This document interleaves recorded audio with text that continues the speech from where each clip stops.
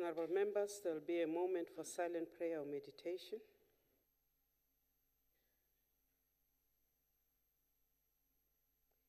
Thank you. Please take your seats.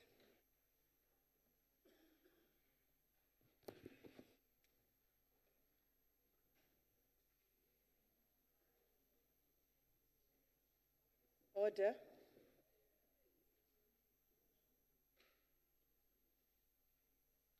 Members, I have been informed by the whippery that they have agreed that there will be no notices of motions or motions without notice. Before we proceed to questions, I'd like to do two things. One, to welcome the Deputy President amongst us today. You're very welcome, sir.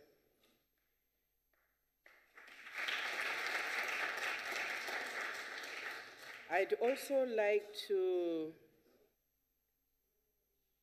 welcome all the members. I'd also like to welcome a very important guest of the Minister, Patel, the Sultan of Tidore Island in Indonesia, Mr. Abu Bakar Alting,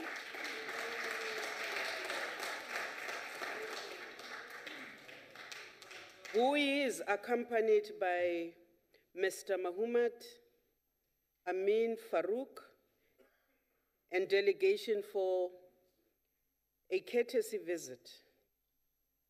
Mr. Farouk is a direct descendant of an Indonesian freedom fighter imprisoned on Robben Island in the year 1780 for fighting against Dutch colonization. We salute, sir.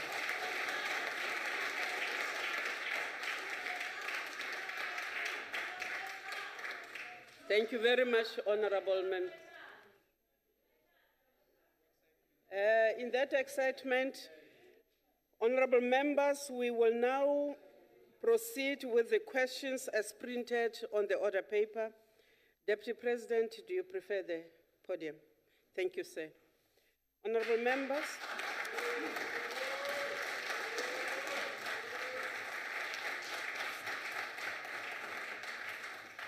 Deputy President, your first question is a question from Honorable Khai.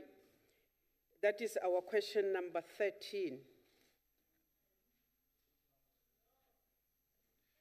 Honorable Chairperson, honorable members, I also pay tribute to the Sultan of Tidore and also to Mr. Farouk for their courtesy visit here and welcome them warmly. I should apologize to members because I was requested to meet them outside briefly, and that's what caused the delay in my coming in the House. But just to say, Mr. Farouk is a descendant, as the Honorable Chairperson said, of the Farouk family, who was brought here 1780. But the important part of that story is that he is a relative of our Minister Ibrahim Patel, and Ibrahim Patel is therefore a great-great-great-grandson of the great man who was imprisoned on Robben Island and served 12 years on Robben Island, and after serving those 12 years, settled here in South Africa. So Mr. Farouk is a descendant of a great freedom fighter, and so is the descendant, Mr. Ibrahim Patel. And we pay tribute to you, Mr. Farouk, for visiting our country. Thank you very much.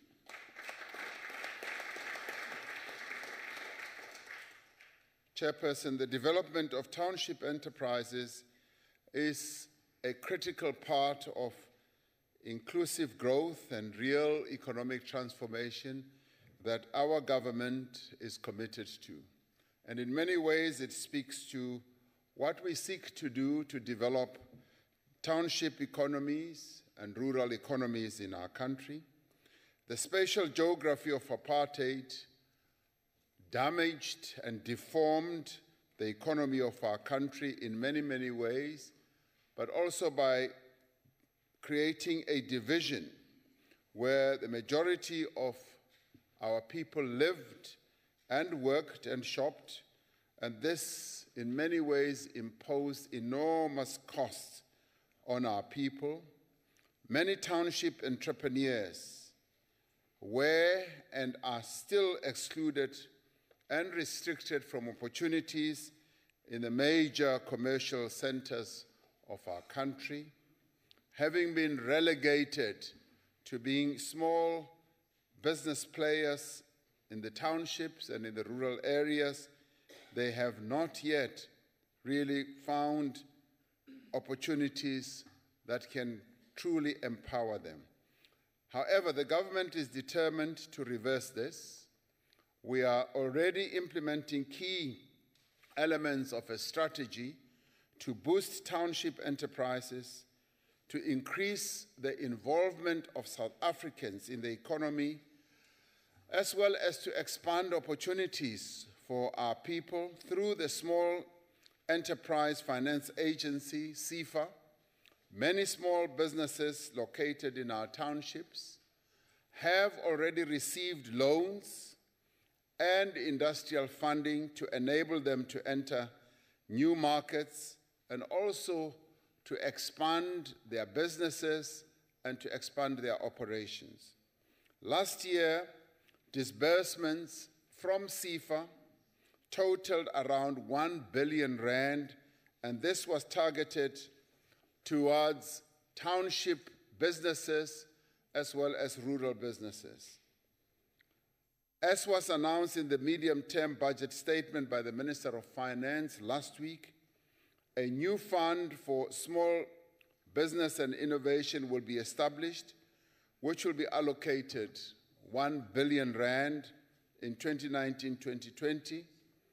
The National Informal Business Upliftment Strategy is also available to help township enterprises upgrade their business activities. Now, through the Competition Commission, Madam Chairperson, the market inquiry into the grocery retail sector, government is looking specifically at the competition spaza shops face from larger malls and the factors that may limit the growth of township grocery retail market. The actions against cartels and monopolies are further means and ways of opening space for township enterprises.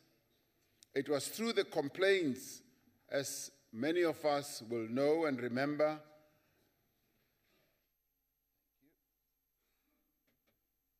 it was through the complaints that were raised by township shop owners that the investigation into the bread cartel was launched. With respect to youth entrepreneurs, government provides financial support to youth-owned businesses through SEFA, as well as the National Empowerment Fund, as well as the Industrial Development Corporation.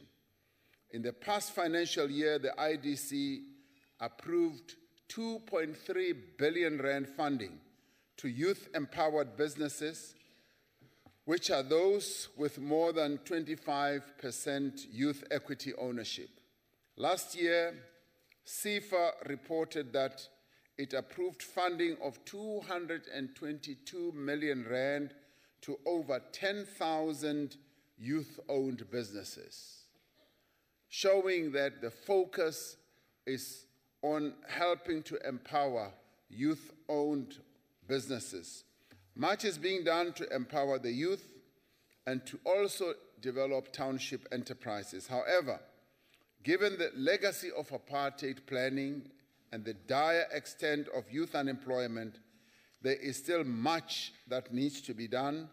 And what also needs to be done is to improve the business skills, the entrepreneurial knowledge of young people in the townships, in the rural areas, And we're embarking on a number of other initiatives of setting up incubation centers that are going to help young people to become more proficient in the world of business. Thank you, Madam Chair. Thank you, Deputy President. The Honorable Khai. Thank you very much, Honorable Chairperson. Thank you very much, Honorable Deputy President, for a comprehensive response. Honorable Khai, you are not audible. Oh, Thank you. Okay.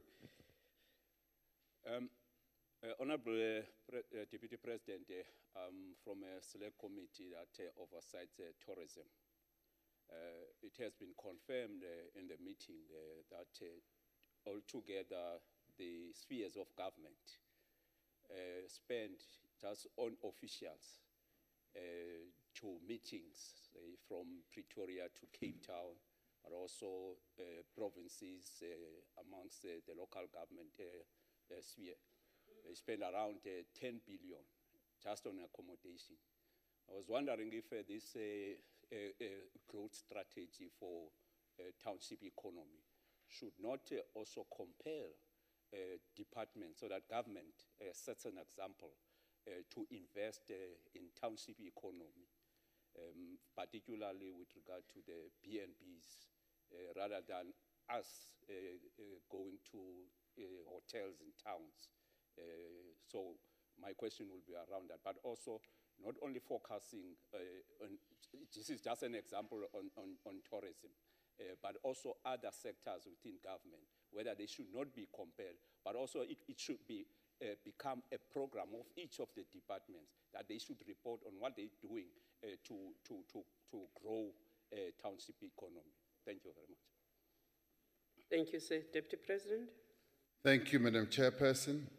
I couldn't agree more that we need to do a lot more than what we are doing in relation to developing the township economy as well as the rural economy, and one of the ways is how government spends its money. And government is the one agent that can stimulate the growth of the township economies by helping those entrepreneurs, by giving them business, but more importantly, by also finding ways and means of incentivizing them, because it is out of doing that that we'll be able to stimulate that type of business, that will enable players to come into the marketplace and create, yes, those B&Bs and a whole range of other facilities. And I can say that, I mean, in a number of areas, and it's small pockets throughout the country, we are seeing a development of how the creation of B&Bs and meeting facilities in the township actually can help to stimulate those economies.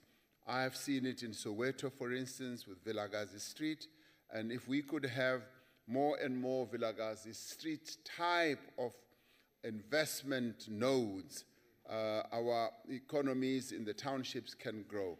And this requires a determined approach, yes, by local government, by provincial government, as well as by national government.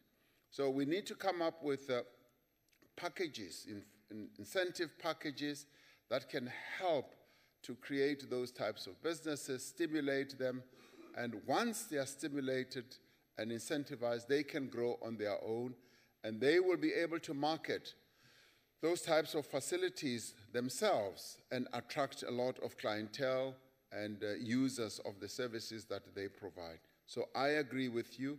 It could be money well spent, and it is where we should be spending our money much more than in the traditionally established areas where it is much more easier to go. We should go to new frontiers, and the townships and the rural areas should be seen as new economic frontiers by us as South Africans, by the government itself. That's where we should be flocking to empower our economy, but also to empower our people who were previously restricted and prevented from operating in other more established areas. So I agree with that.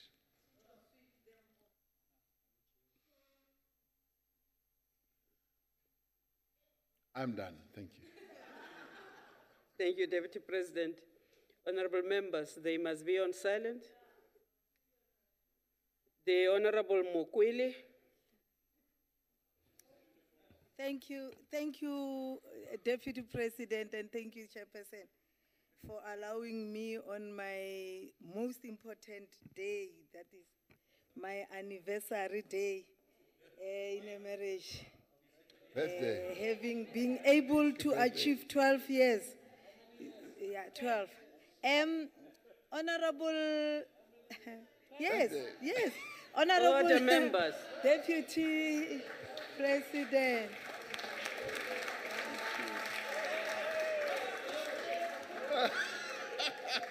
Honorable Mokwele, congratulations. Can we proceed with the business of the House? Thank you very much. Honorable Deputy President, as a country, we are experiencing a challenge in terms of finances or developing our communities.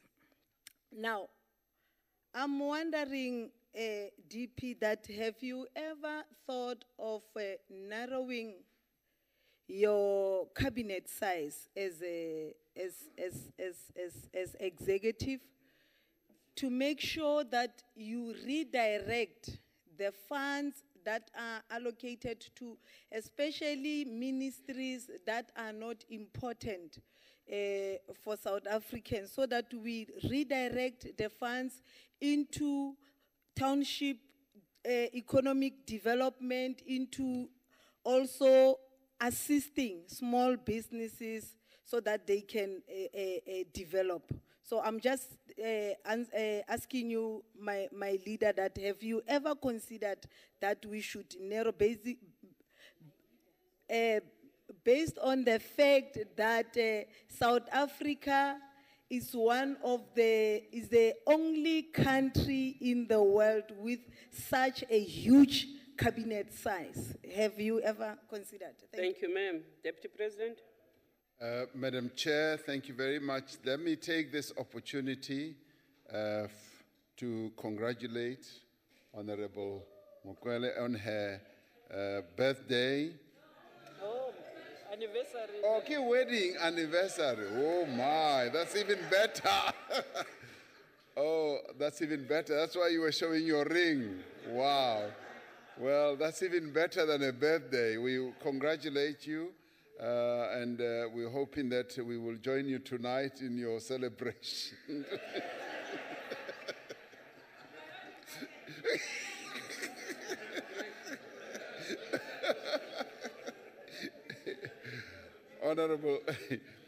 Honorable Chairperson, the question of the size of the executive is a matter, obviously, that is decided upon in many, many ways by the President, and its composition is something in terms of size that has been debated on a number of occasions. And a number of people have come forward with proposals that if you were to reduce the size of your executive, it would save quite a lot of costs. And I think these are matters that need to be given thought to. We also need to give thought to where we can cut costs. What areas can we cut back on and save money? Areas, it could be areas, things like, travel money, and as we travel overseas, how many people should we be taking in the delegation and all that? Because these are very, very difficult times from an economic point of view. We do need to tighten our belts as our financial resources are becoming lesser and lesser from a revenue collection point of view. We therefore need everyone to tighten their belts, and it should start right from the top, right from the executive to the parliamentarians, as well as all of us who are in, say, government service, and find ways and means of cutting down on everything that we are spending money on. So this is a collective effort, and I'm glad that it is being raised at this platform of members of the NCOP, because it is here that we give leadership to everyone who works in the government sector. What you have said, Honorable Member, we will be able to take forward and take into account that these are the sentiments that are being expressed by members of the NCOP. Thank you very much. Thank you, Deputy President. The Honorable Julius. Thank you, Chairperson. Thank you, Deputy President. I think it's already ushering in some changes for next term.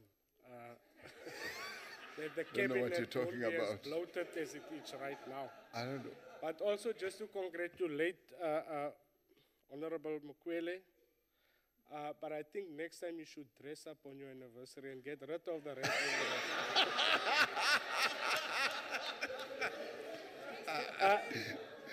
Deputy President. Order, members. The Township Revitalization Program can and will drastically transform the South African economy, as you mentioned earlier. But however, cumbersome bureaucratic regulation, high rates and infrastructural degradation hampers the TRP in Gauteng especially.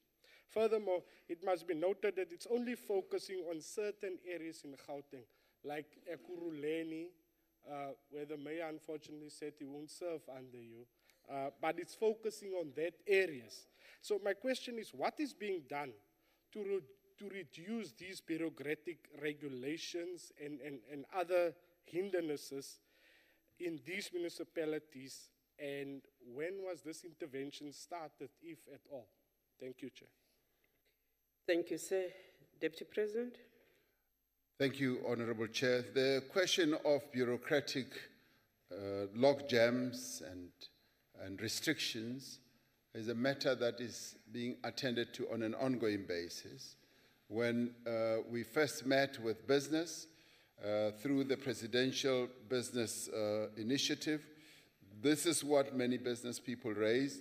And one of the key issues they raise is that what is holding small and medium enterprises back is the bureaucracy and the various regulations that impede them from being successful. And we embarked on a process through which we would look at the various restrictions that hold business back.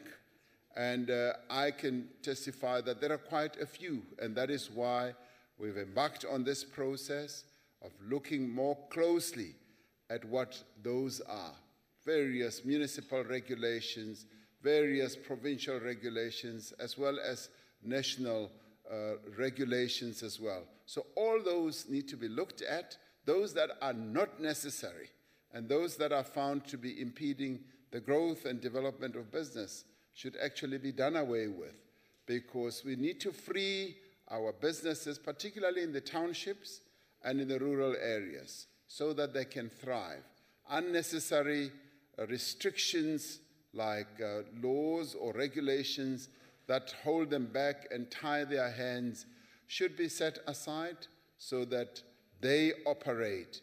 And of course, we do need regulations, we do need laws that are going to make every business to operate in terms of our rules, in terms of our regulations, and in terms of our laws.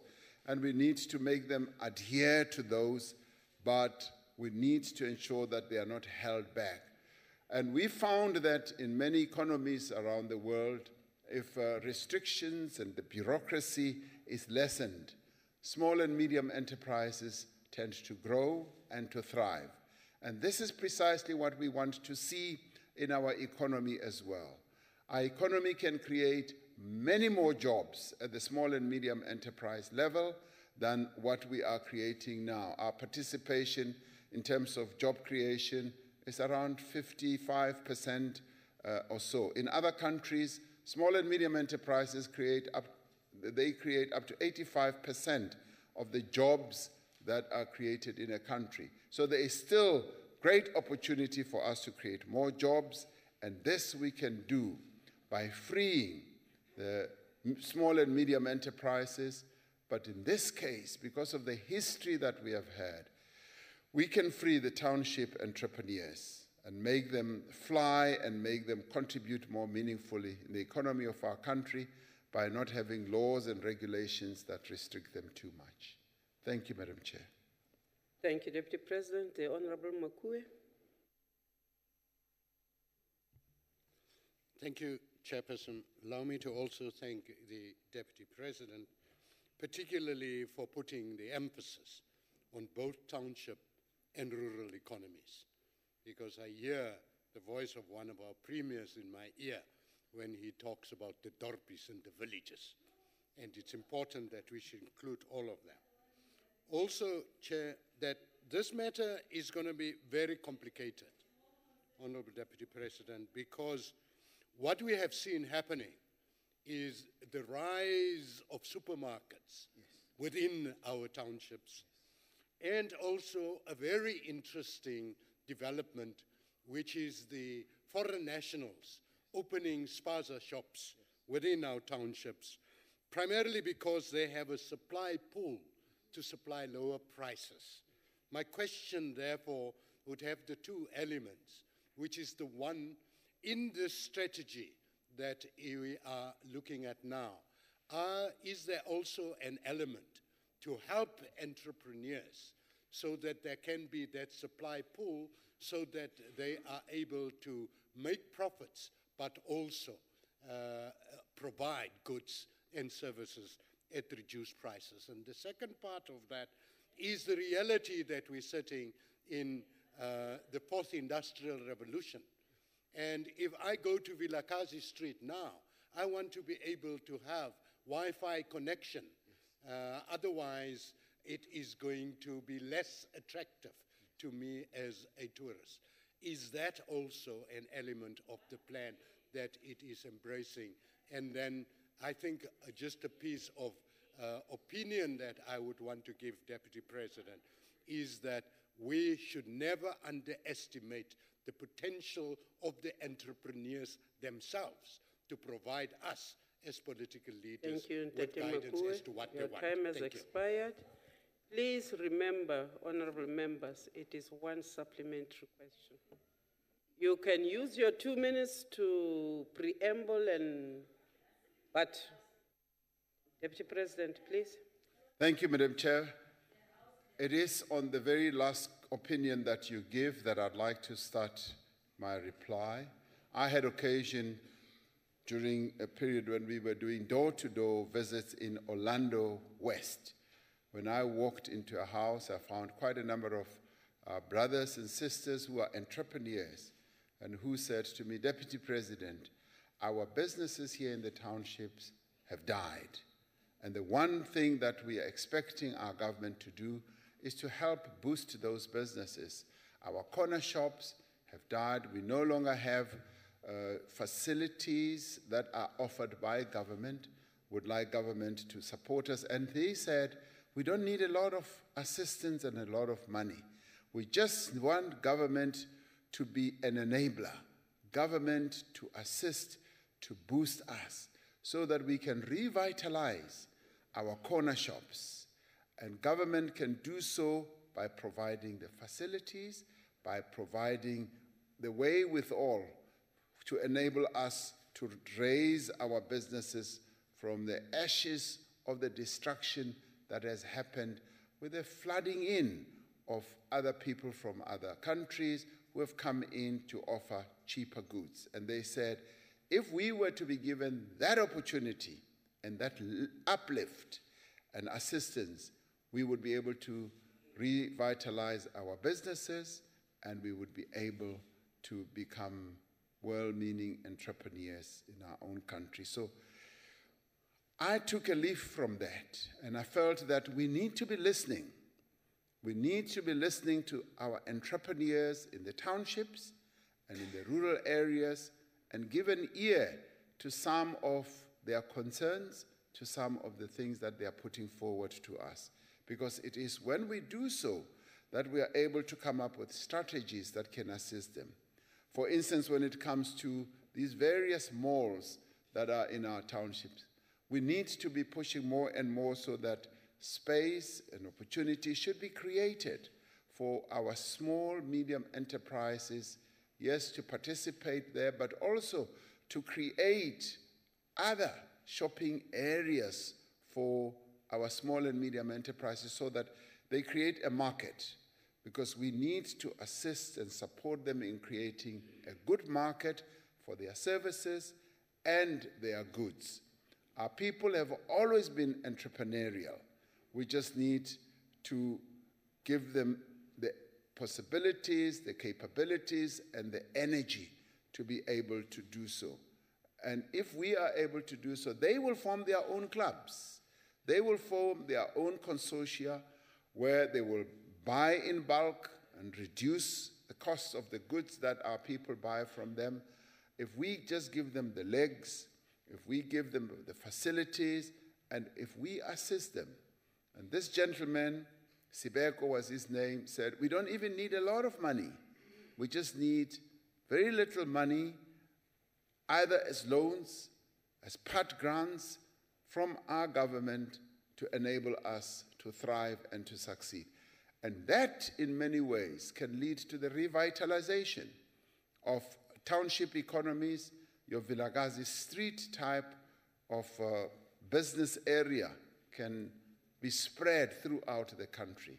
And this, I believe, needs to be an area of focus by our government, to focus on it in quite a vigorous way, to create markets and to create businesses in our country. Our people spend a lot of money traveling into the cities on transport to go and buy the very goods that they could easily have bought if they themselves were traders and entrepreneurs in the areas where they live. So there is great opportunity, and our government just needs to come in and give them as much assistance as possible. Thank you, Madam Chair. Thank you, Deputy President. We move on to your second question. That is question number 14, posed to you by the Honorable Engelbrecht. Madam Chairperson, as leader of government business, I regularly table to Cabinet a report on the activities of members of the executive, as I did this morning at the Cabinet meeting, in relation to their responsibilities in Parliament. But it is not the function of the leader of government business to discipline members of the executive. I have always said that it is Parliament that should do so.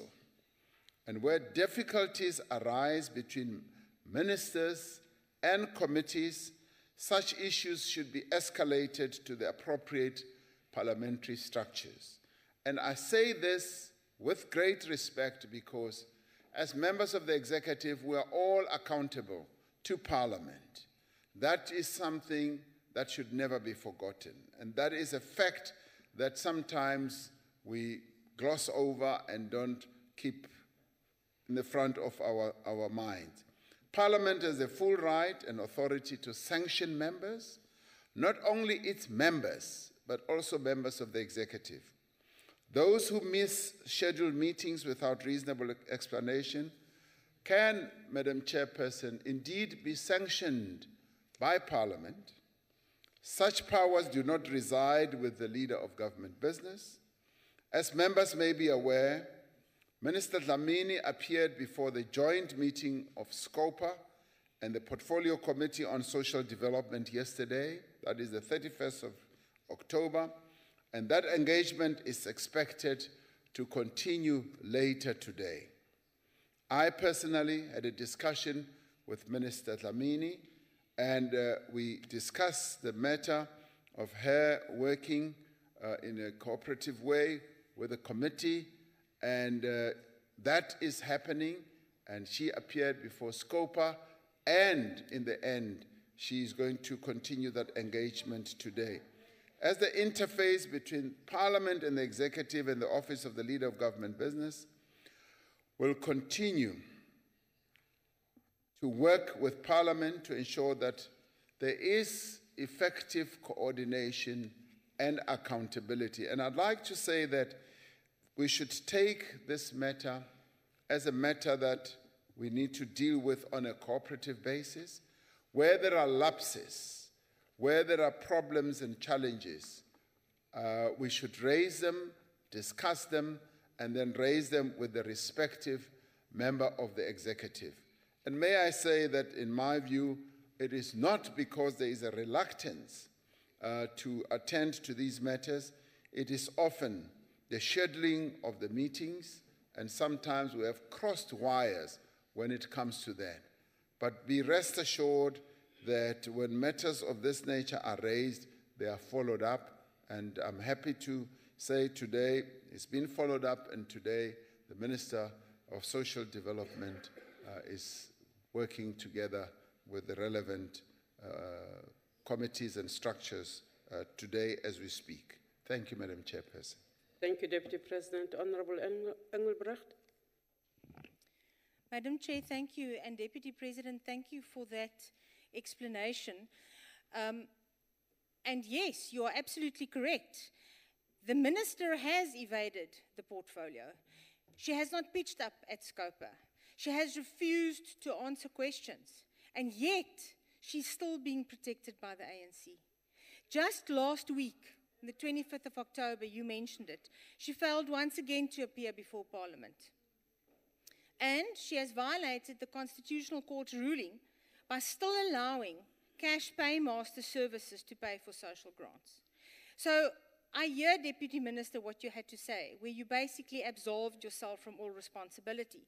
So my question to you, as leader of government business, because that is your title, and I think you do need to accept responsibility for that, what undertaking will you do as leader of government business to ensure that the Minister is actually and eventually held accountable for her deeds? Thank you, Chair. Deputy President. Thank you, Madam Chairperson.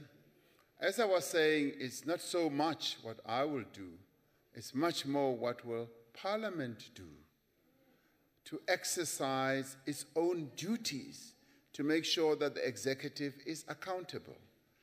And we have a separation of powers as embedded in our Constitution. Parliament has its responsibility to make sure that we, members of the executive, are held accountable for the tasks that we were given by the nation, by the people of our country. And if we don't exercise those tasks, Parliament, in terms of its rules, in terms of its constitution, does have the right to make us accountable. But having said that, today as we speak, the Minister is working with the various structures here in Parliament to address precisely the problem that has arisen. Yesterday she was with the Portfolio Committee, with SCOPA rather, and today that engagement continues, and SCOPA has actually said that they should meet and come up with a result. Let us allow that to happen because we have a serious problem that needs to be addressed. So it's no use to be grandstanding, with great respect to you, to be grandstanding. Let us just make sure that the problem is solved and the problem is addressed. And that should happen today, hopefully, as they meet. That's what should be our focus. Thank you, Madam Chair. Thank you, Deputy President. The Honorable Mukwili. Ke a go leboga modulasetulo. Deputy President, this matter is not of Honorable Bathabile Dlamini fela. It also cut across in all the Gupta-linked ministers. Whenever Parliament have to hold them accountable, it's either they don't come, they abscond, or the chairperson responsible for a particular portfolio will be removed one way or the other.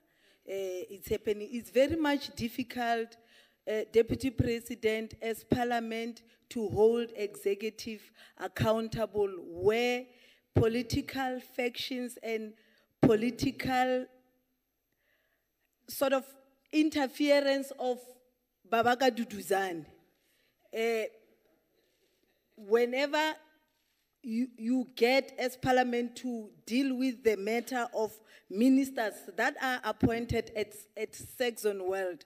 That is the problem. I will cite an example of Honorable Faith Mutambi. What happened about Honorable Faith Mutambi, she was called by the committee to come and account. But what happened, instead of her coming, the caucus of ANC said, and the minister responsible cited her dissatisfactions towards the chairperson of the committee, and the chairperson of the committee was removed. Question, please. Your time is almost up. Now, Deputy President, I know it is not your responsibility as leader of business, but I think you and President, you are forming part of presidency. What is it that you discuss in your meeting with President to make sure that you deal with these incapacitated members of cabinet? Thank you. Deputy President.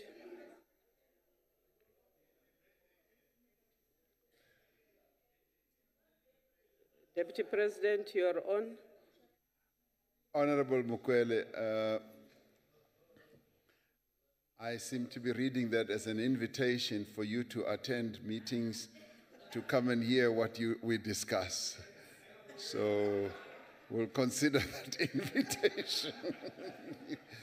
But more seriously, I think what we should not do as Parliament is to, in the face of the challenges and the problems, which could include the non-attendance of members of the executive, run away and throw our hands up in the air. We are politicians. We are here elected to deal with difficult and complex matters. And those matters include precisely the challenge that you have spoken about. And as I was saying earlier, our task, my task as leader of government business, yes, is to raise all these matters with members of the executive and make sure that members of the executive are aware of their responsibilities. But in the end, the task of making members accountable rests with Parliament. It rests with this House, and it rests with the National Assembly. And that is where all of us are accountable. And that is why we come here to answer questions. My presence here and appearance here to answer questions is that exercise of accountability. And if I did not come to answer questions, you would be fully entitled to sanction me, to take whatever action that you may well wish to take against me. So I'm saying this is politics. We're all politicians. Let us deal with the matter, yes, in terms of our rules, in terms of the Constitution, to enforce the principle of accountability and actually increase and inculcate that culture of the executive being accountable. As with Minister Dlamini, right now, today, she is going to be appearing before the relevant structure, and they are seeking to resolve this matter, which, as you correctly say, is a matter that affects the whole nation, and that is the task that she knows she has at hand, and to make sure that the problems are solved. Thank you, Madam Chairperson. Thank you, Deputy President. The Honorable Mutara.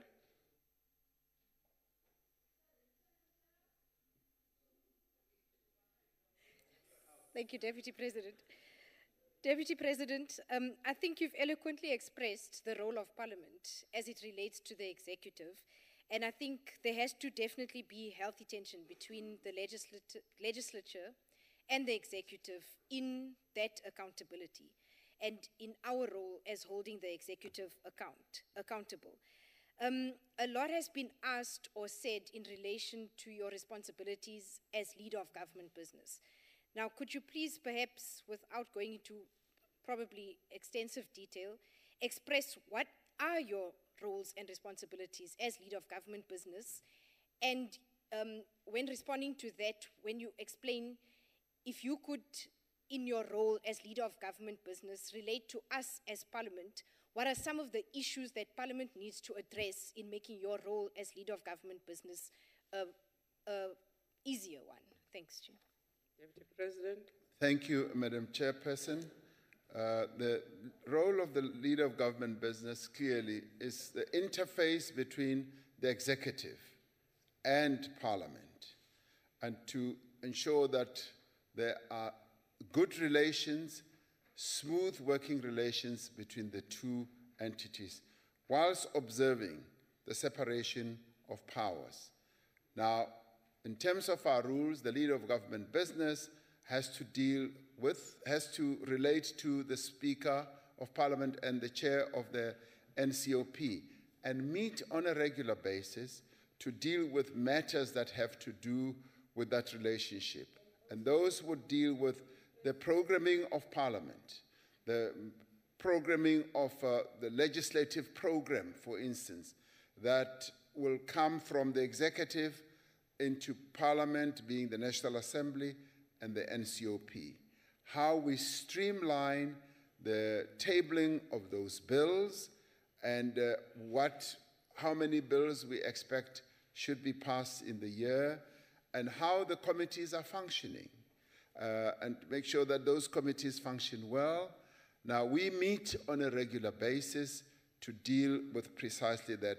And of course, we also deal with the ability of members of the executive to execute their own tasks, particularly in relation to, yes, answering questions, both written and oral questions, and to ensure that that is taking place, to look at attendance of all that, and make sure that the executive, yes, is living up to what it should.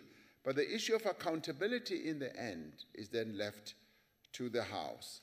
And in doing all this, we smoothen the relationship, and you are correct in saying there has to be a healthy tension. The healthy tension that will in the end mean that the executive should not try and encroach on the tasks and responsibilities of the legislature, and similarly the legislature does not encroach on the tasks and responsibilities of the executive. And when, for instance, there are changes, as there have been in the past in the executive, to notify the Speaker of Parliament and the Chair of the NCOP that this has happened in a formal way, in a letter, and those are all set out in our rules.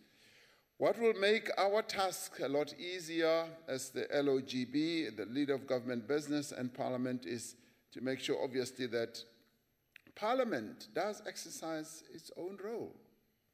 Parliament does hold us to account. And you put it beautifully, Honorable Mutala, by saying that healthy tension.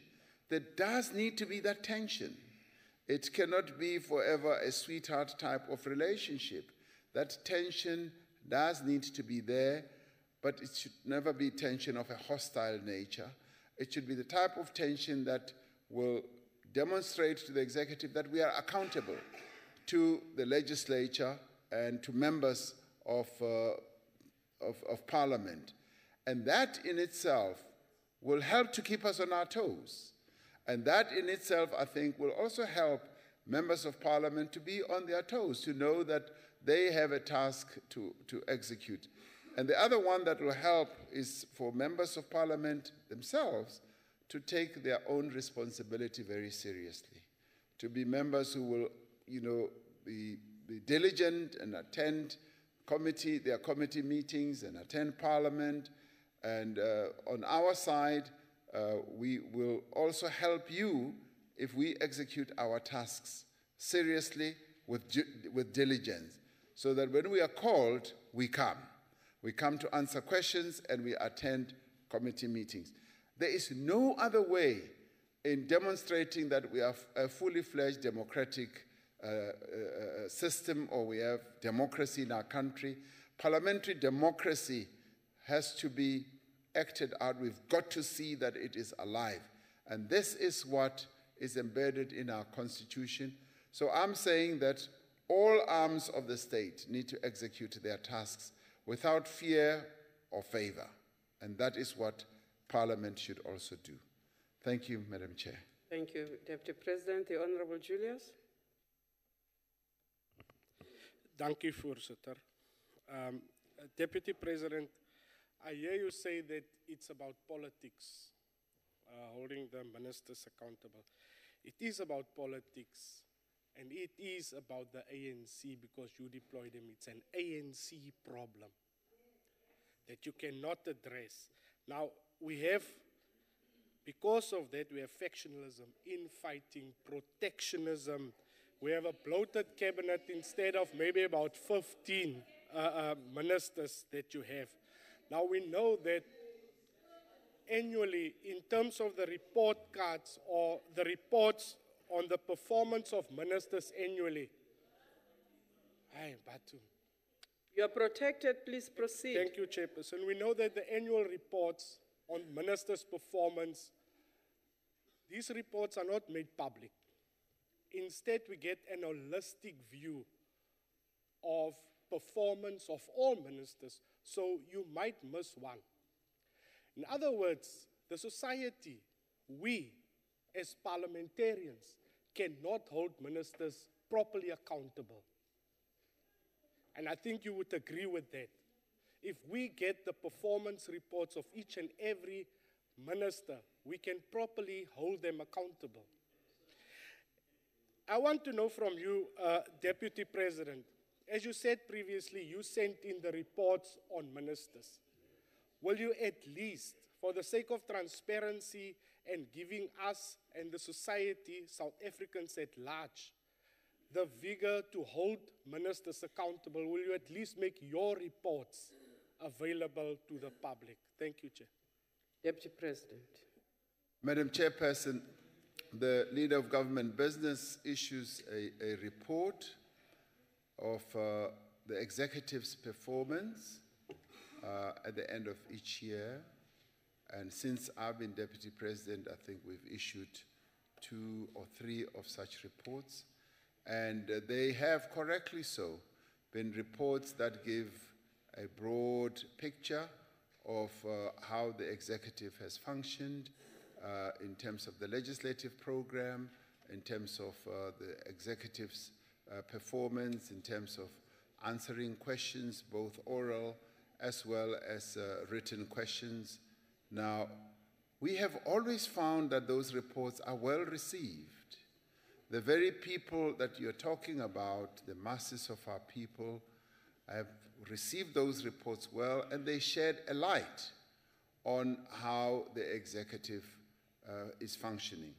Now, in the end, in terms of the structure of government that we have, every department, every ministry then issues its own report. The presidency issues its own report, and the various ministries. In the end, we cannot be, the jury as well as, the judge. There are various institutions in our country that evaluate and measure the performance of the executive. Your own party does so. The Democratic Alliance issues a report. Every year, it gives people, 10, 5, and all that, and we often wonder, how do you arrive at that? But as we live in a free country where everyone has the right of freedom to express themselves, we say, you are expressing yourselves in terms of the measurement of members of the executive. But as for the Leader of Government Business, we will continue to issue those reports because they are highly valued. And we found that they are not only highly valued, they are appreciated by the masses of our people, and they read them with a great deal of attention and interest. And we will continue to issue those types of reports. I know you would like to have reports that will drill into every member of the executive and how they have performed that to you is much, much more sensational. And I look forward. I look forward to seeing one day, as your party, the DA, issue such reports to the way, yeah.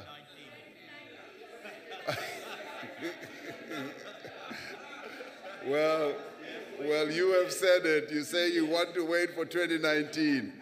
Well, from your lips to God's ears. Thank you very much.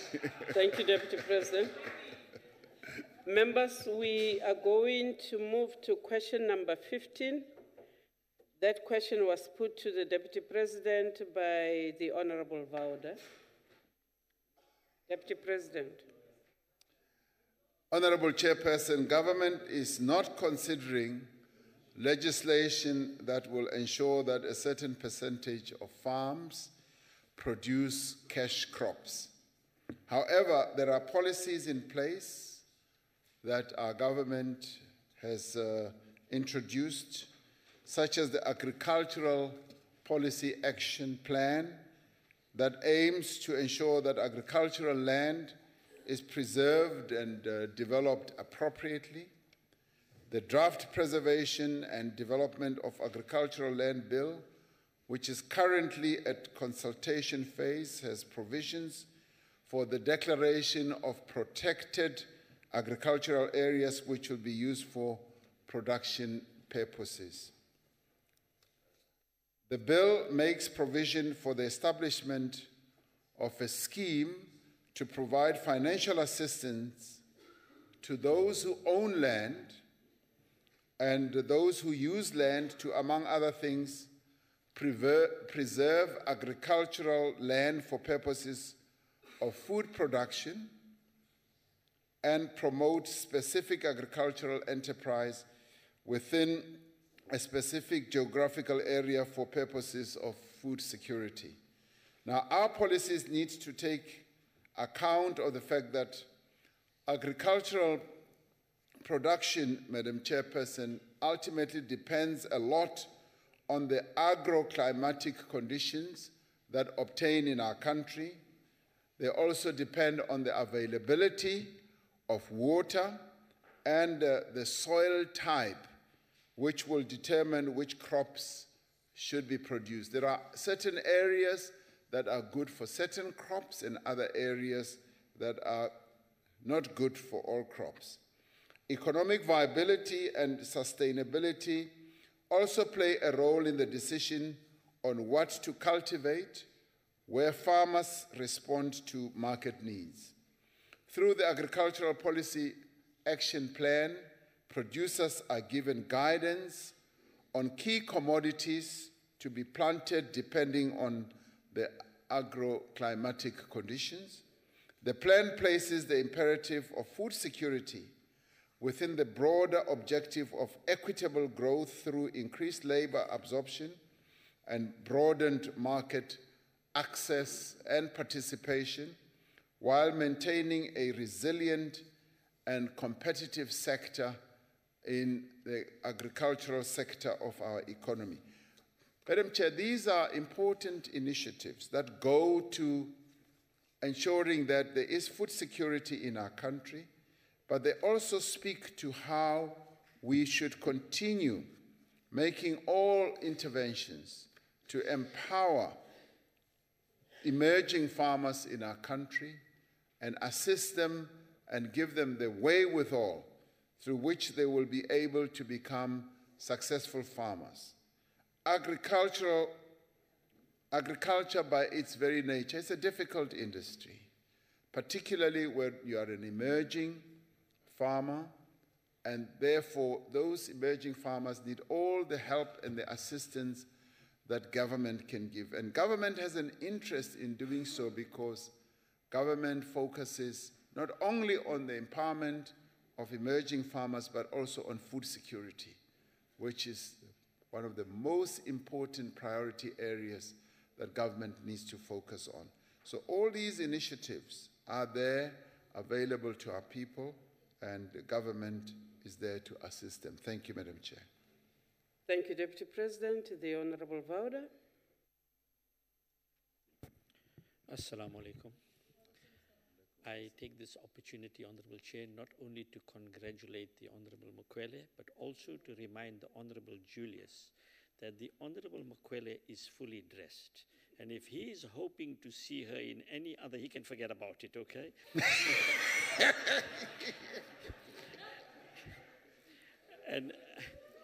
And if the Deputy President wishes to attend the celebrations tonight, then he'd better answer the question to my liking, this follow-up question.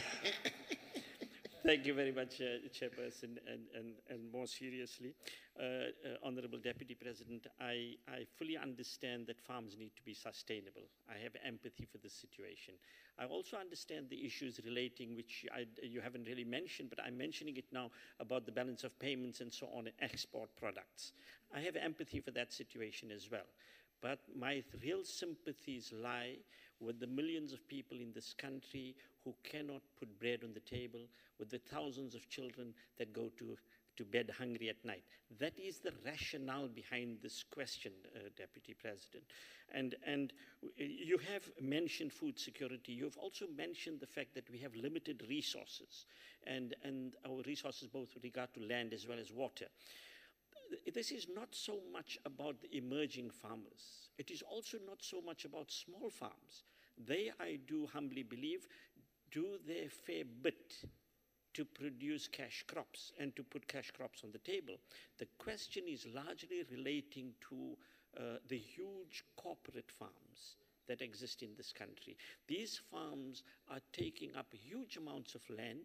They're also utilizing lots of the water in this country. And these corporates are growing all the time. Dr. Voda, your question? If we do not put limitations on what they are doing. So the question that I'm asking is, are we going to introduce legislation? Are we going to implement the legislation that already exists on these huge corporate farms to ensure that they do their bit to contribute to food security in this country? Thank you. Thank you, sir. Deputy President. Thank you, Madam Chairperson. And the answer is yes. There needs to be attention that we should pay to the huge corporate farmers and farming entities, that they too should see themselves participating in the whole process of transformation. They should embrace the transformation agenda of our government, because transformation of our government speaks to precisely how the farming sector, through these huge corporations, has been monopolized. And the monopolization thereof has closed space, locked out quite a number of important players who would want to participate in this sector. So transformation then calls for all that to be looked at, to be changed. There needs to be change, because we cannot carry on in this way. But at the same time, we need, as we change and transform, to ensure that we secure food security. And the two things are not mutually exclusive. We can focus on food security and we can transform at the same time. And if all parties can embrace the transformation process, the transformation agenda, with regard to land ownership, with regard to utilization of resources such as water, because water is so important, and with regard also to implements that go into farming, because there's a lot of implements that go into farming. But the other important aspect is the skills. The skills base in farming was eroded from our people or destroyed during the period of dispossession. And that is the skill base that we should also find ways of bringing back, and therefore that calls for transformation as well, and gender skills base. And you will be pleased, Honorable Vauda, to know that many young people are now going into farming colleges, farming institutions, to go and learn about farming, because they see that there is a need and a gap in terms of their own career choices to get into this space. Now, what we should be doing as government is to enable them to get into the farming space, to become extension officers, to assist the cash crop farmers, to assist the small, medium, emerging farmers, and indeed to interface with your big farming corporations or operations to help engender this transformation process. I see this as an all-inclusive process that can ensure food security, but at the same time speed up the question of land ownership, speed up the question of entry of our people into the farming sector so that they too can become active participants in ensuring food security in our country. Thank you very much. Thank you, Deputy President. Honorable members, I have the honor to welcome the wife of Honorable Faba in our midst. You are welcome, ma'am. The Honorable... Whose wife is it? Honorable Faba. Oh, okay. Yes. Thank you. I did not recognize you, sir. I just recognized your spouse. Why are you up, Honorable Point of order. Point of order, Chair. It's a point of order. Yes. Yes, sir. Is to at all times make the arrangement for the wife to be here for this proper behave.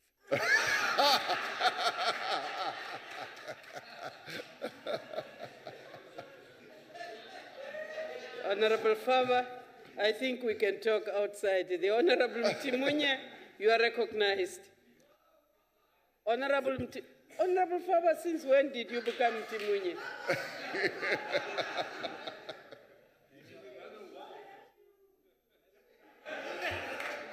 Honorable Mtimunye is on the floor. Thank you, Madam Chair. Madam Chair, the Deputy President have read my mind with the questions I needed to raise as a supplementary question. Have read my mind. And perhaps it's also opportune, Madam Chair, as we talk agriculture, to condemn equally farm killings that are happening in the farm. But also to condemn the so-called Black Monday that has happened, which in my view took some posture of being racist, really. Madam Chair, the question I needed to ask, through the bill and the agricultural policy plan that the government is busy with now,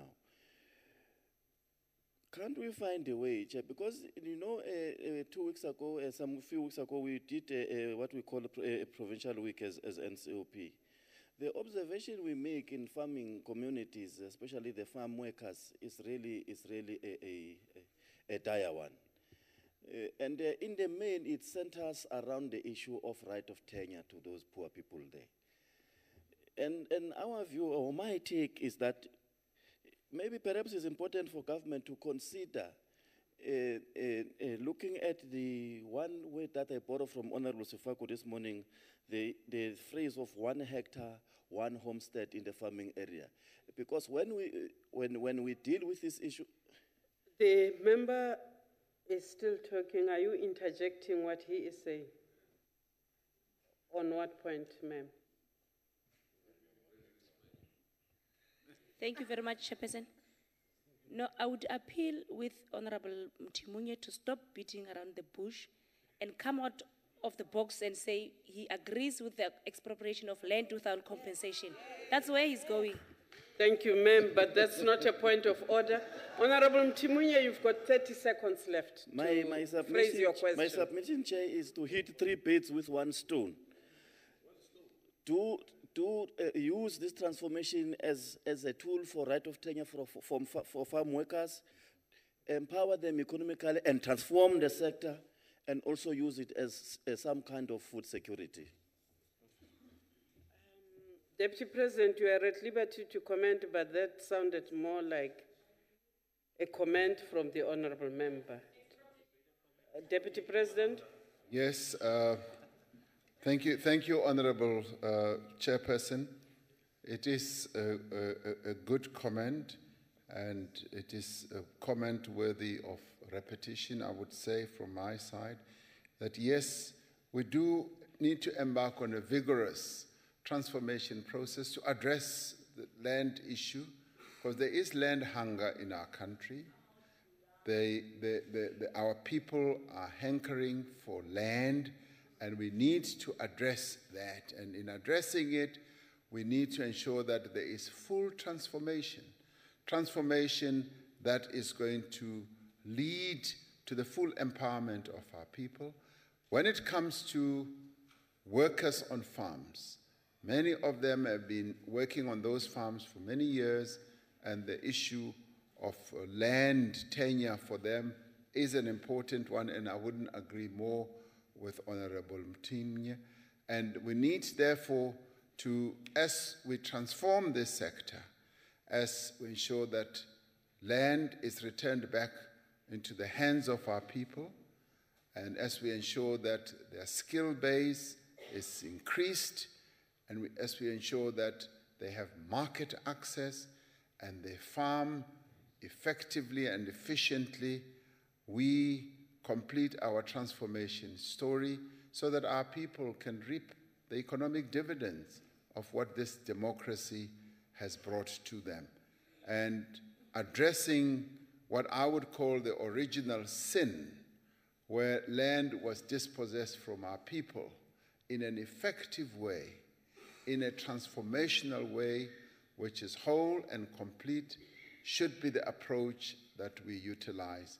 And that will mean that we move away from slogans, we get down to doing what is right and what will lead to food security for our people and proper empowerment.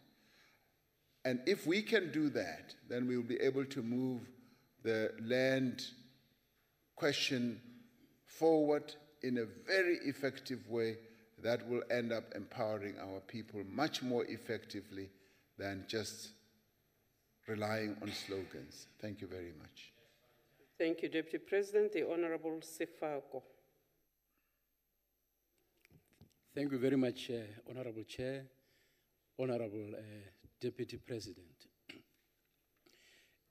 Of course, it's an opportunity also to appreciate the role played by farm workers and, of course, the farmers in the production of the food.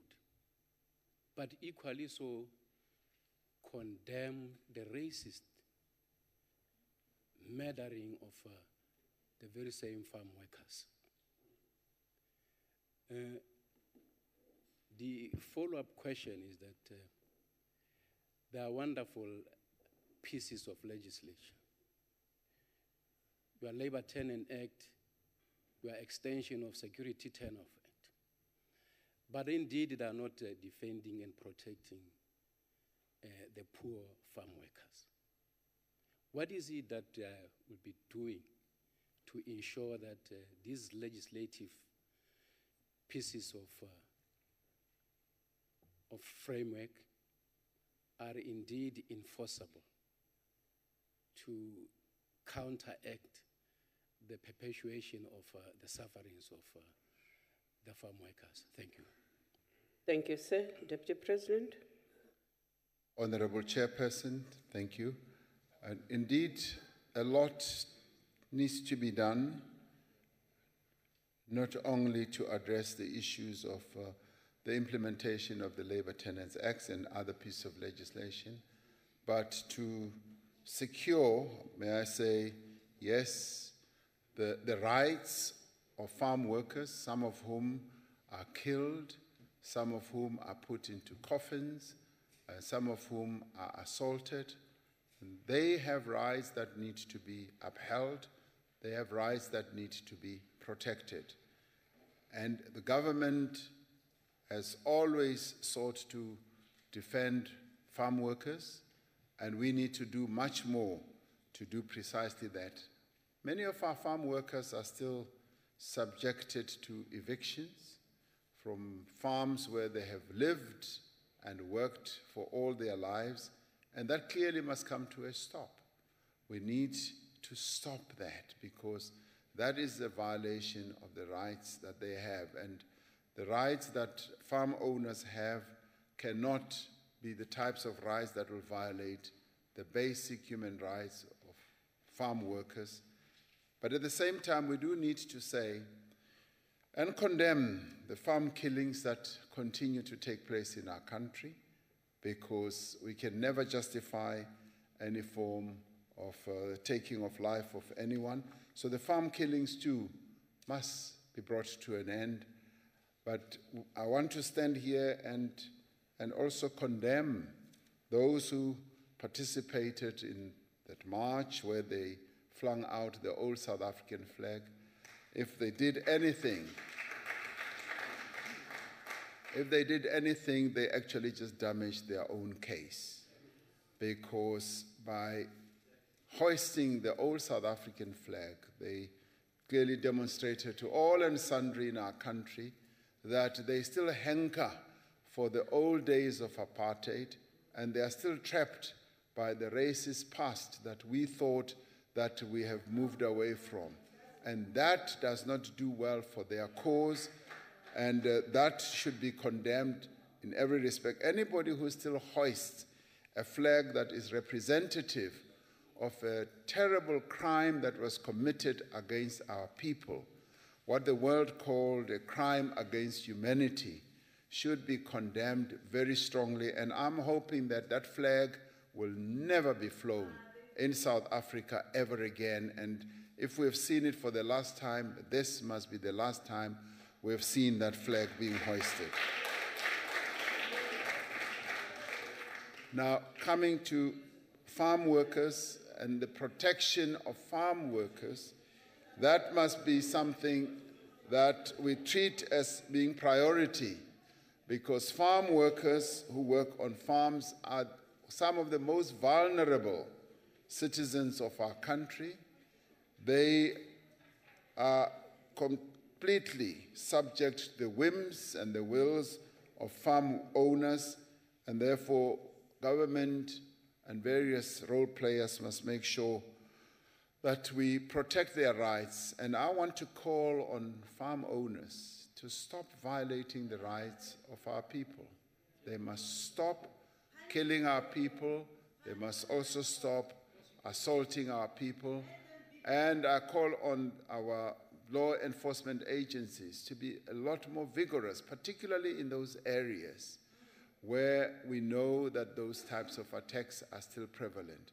We cannot today afford to have any inch of South African soil where the rights of our people will be violated in the way that they continue to be violated on our farms. Thank you, Madam Chairperson. Thank you, Deputy President. The Honorable Mokweli. Thank you very much, Chairperson and Deputy President. You know, what happened on Monday reminded some of us about the hardships that we went through at our very early ages. And it is true that our people are still subjected to oppression, especially by white farmers. I will cite an example in Khetleng, Swartregens. Those people, they don't know anything about freedom. Even if we have more than 20 years into democracy, they don't know what is the meaning of freedom. The manner in which these white racists disrespect us, Honorable Deputy President, it brings to me a question as to, did we achieve our democracy for us to be lenient and even compromise our dignity and our values as black people to be subjected to this humiliation when we said, let's forgive and forget? Or can we go back can we remind ourselves why did we had to fight for the freedom that we are in today? It must have reflection in our minds, and we must rethink the issue of forgive and forget, and take what is rightfully ours as black people, because we are subjected to humiliation every time we come across these white racist people. My question, Chair, is that Honorable Deputy President, I know that our people lacks capacity, our black farmers lack capacity in terms of production. And we as a country, we don't have enough institutions where we Honorable Mukwele, your time is coming to an end, Okay. and you have not Have put you the ever question. considered increasing the institutions of learning in terms of agriculture? Thank you, ma'am. Asante. Deputy President. Honorable Chairperson, answering the question directly, yes. As I was saying earlier, I was saying that the skills base of our people when it comes to agricultural production at a high level needs to be increased. It was destroyed during the period of dispossession, and our people were forced off their farms, and we were reduced into being laborers and hewers of wood and drawers of water. And we now should have an opportunity of reclaiming those skills. And our people were well skilled when it comes to food production, and they were good farmers. What we now need to do is to make sure that we spread the skills and we increase institutions that are going to develop those skills. And those institutions can be colleges, agricultural colleges. Those institutions can be TVET colleges where our people can learn the skills, technical skills, logistical skills, marketing skills, and production skills. And I found that when our people are given those opportunities, they take up those skills with a great deal of enthusiasm. Our task should be to spread those skills more and more, and to make agriculture attractive for young people to get into, and incentivize them to see agriculture as a career choice. That will revolutionize agriculture. I know of countries such as Ethiopia that had an agricultural sector that was right at the bottom. When they focused on it and trained tens of thousands of young people in agriculture and turned them into extension officers, they were able to upgrade the agricultural sector, and today it is #1 contributor to their GDP. And I believe that it is through skills acquisition that we will be able to upgrade agriculture. Right now, the participation of agriculture in our country is very, very little to our GDP, but we can turn that around, and we can ensure that the transformation that needs to take place with regard to land, with regard to everything that goes with land, can be upgraded by giving our people skills. The know-how in agriculture is what is the main challenge, I have found, from a practical point of view. And agriculture is something that you learn over time. You don't just learn it at college. You learn it by doing, and that is where we can also harness the good meaning players in agriculture right now and get them to transfer those skills so that many of our people can acquire those skills. And that can be done in real practice. And that is what we should be focusing on. Thank you, Madam Chair. Thank you, Deputy President. Deputy President, we are moving on to question number 16, put to you by the Honorable Ntebe.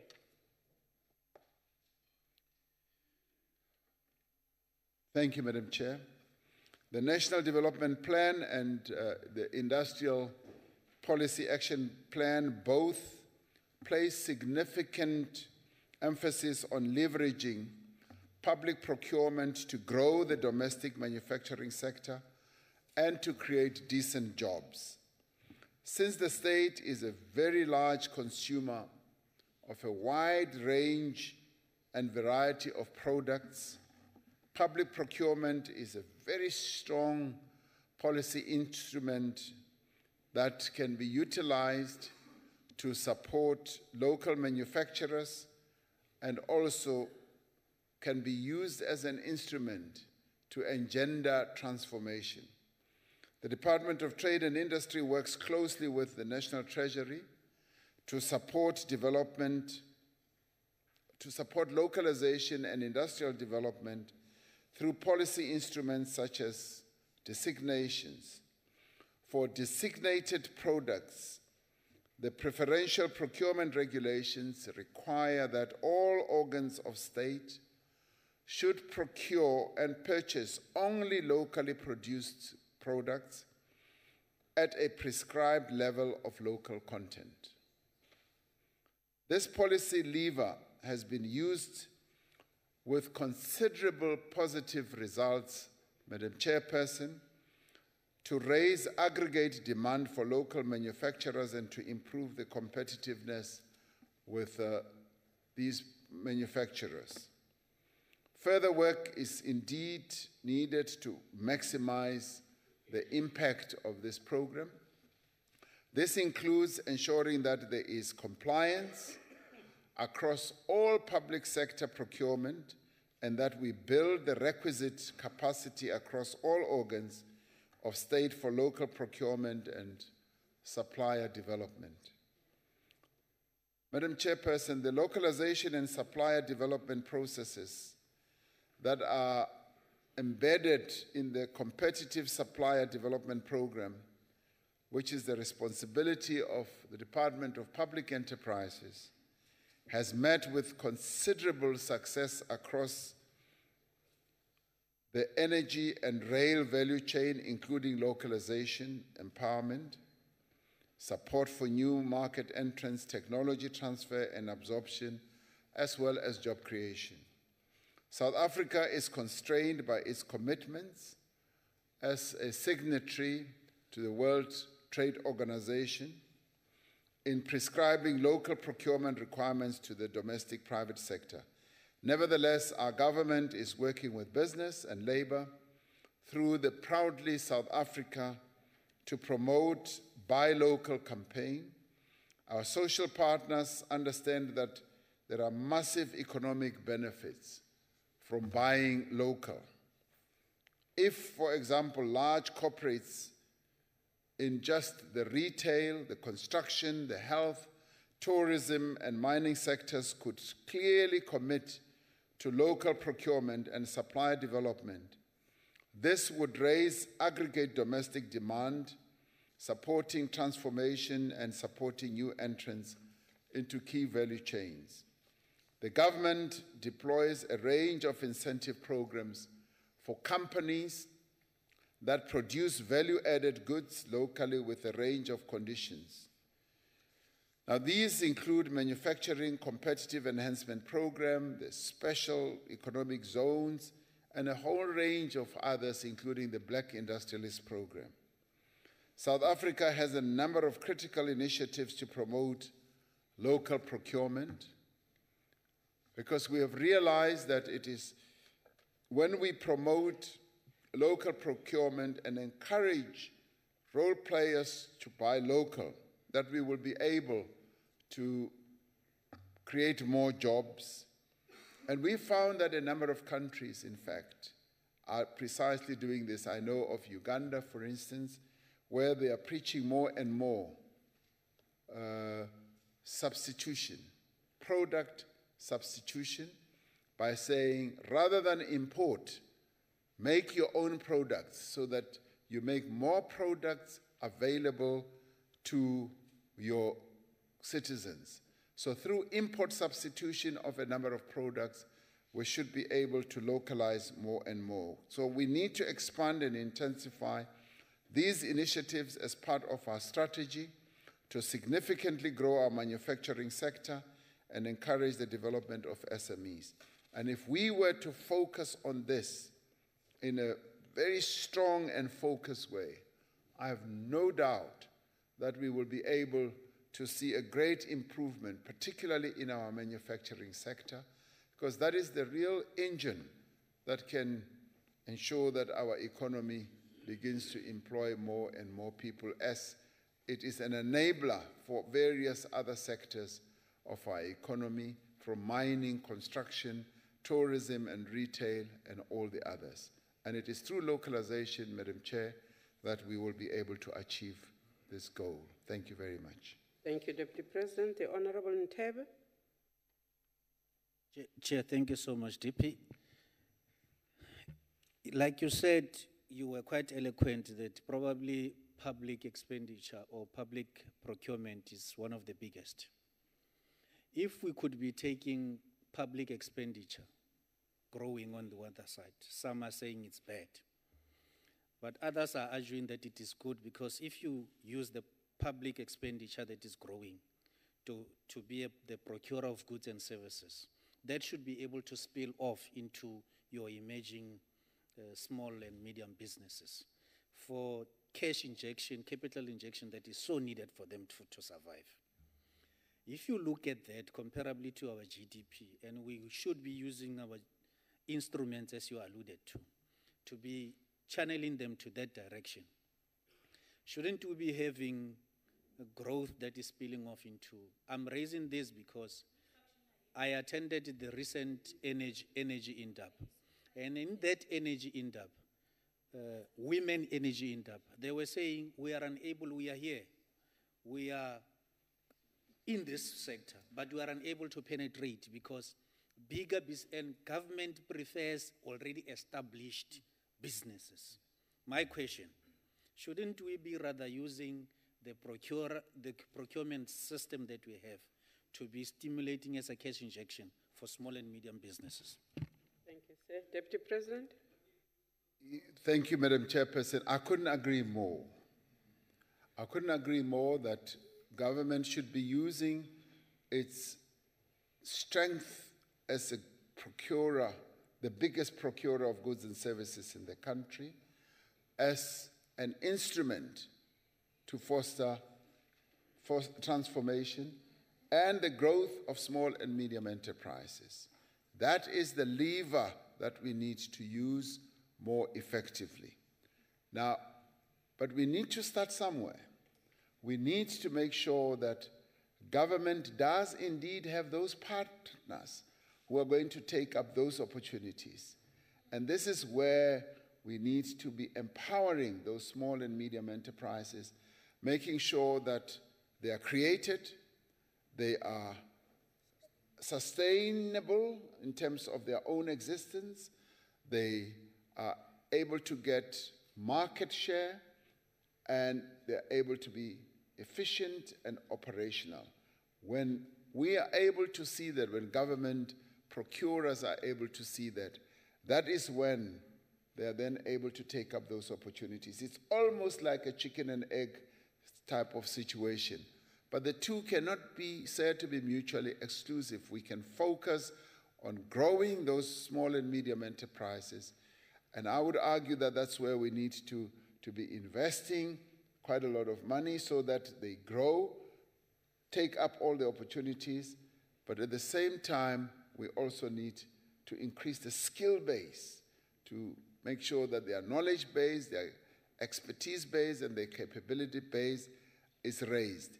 And already there are quite a number of methods and interventions that are being utilized, and some of those have to do with how we can help create them and grow them, how we can incubate them. The incubation process needs to grow more and more in our country. And we have found that when businesses, small and medium enterprises are incubated and they are given the necessary assistance from a skills-based point of view and how they can go and seek finance and how they can market their goods and services, they are then able to grow, increase their turnover, and that engenders their sustainability. And then they become attractive, not only to government, but to other role players as well. And we have seen how a number of emerging small and medium enterprises are taking up a huge range of opportunities. And this is where government also needs to be playing. It needs to procure from them, but it also needs to help to strengthen them, to create them, to ensure that they get skills. And if we can have that, the expenditure that the government is deploying can then be taken up by those small and medium enterprises. They pay tax, and then we then get into a virtuous, positive cycle where everyone benefits, the economy benefits, they create jobs, and we will see our economy turning around in a very effective way. Thank you, Chair. Thank you, Deputy President. The Honorable Mpambo Shibukwane. Thank you, Chair. Thank you, Chair. Honorable Deputy President, I want to know from you, bayakhala abantu baseMzantsi Afrika. Bakhalela wena, ndiyavuya into yokuba uthethe nge-incubation. Kulapho lukhula khona usana njengomama ndiyathetha. I-infrastructure uyenzela ntoni apha eMzantsi Afrika? Kwenziwa ntoni ngayo i-infrastructure? ISouth Africa, ulutsha lakhona luyakhala. Abanamisebenzi, bathi begqiba isifundo zabo babe namatyala angaka.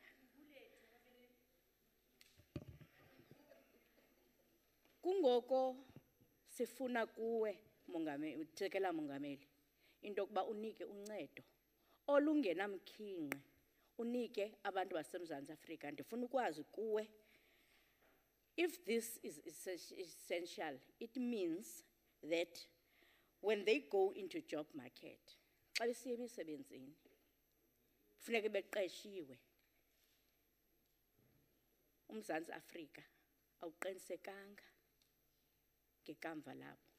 Ungenza ntoni oku ukuncedana nabo? Thank you, Deputy President.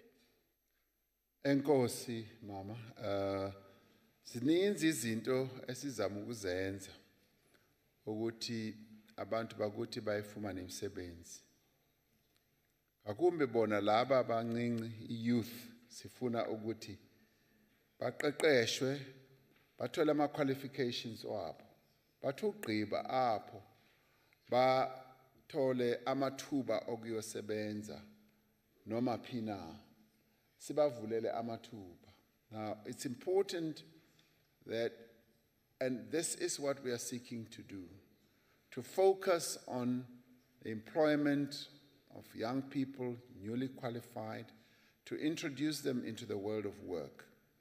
Now, I have spoken before about this agreement that we have reached with the private sector of bringing up to 1 million young people over a 3-year period into job opportunities. This is a mega agreement. This is a major opportunity that is going to enable us to make a dent on youth unemployment, as it will also lead to further opportunities being opened beyond the 1 million, and it can run into a couple of millions. And this is where, once it starts next year, we will be able to call upon the private sector and indeed the public sector to do everything they can to open up opportunities for young people, for the unemployed people in our country, so that they can get into the world of work,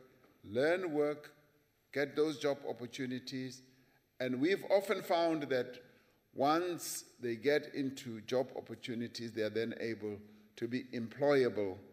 And those certificates that they would have obtained then work to good effect for them.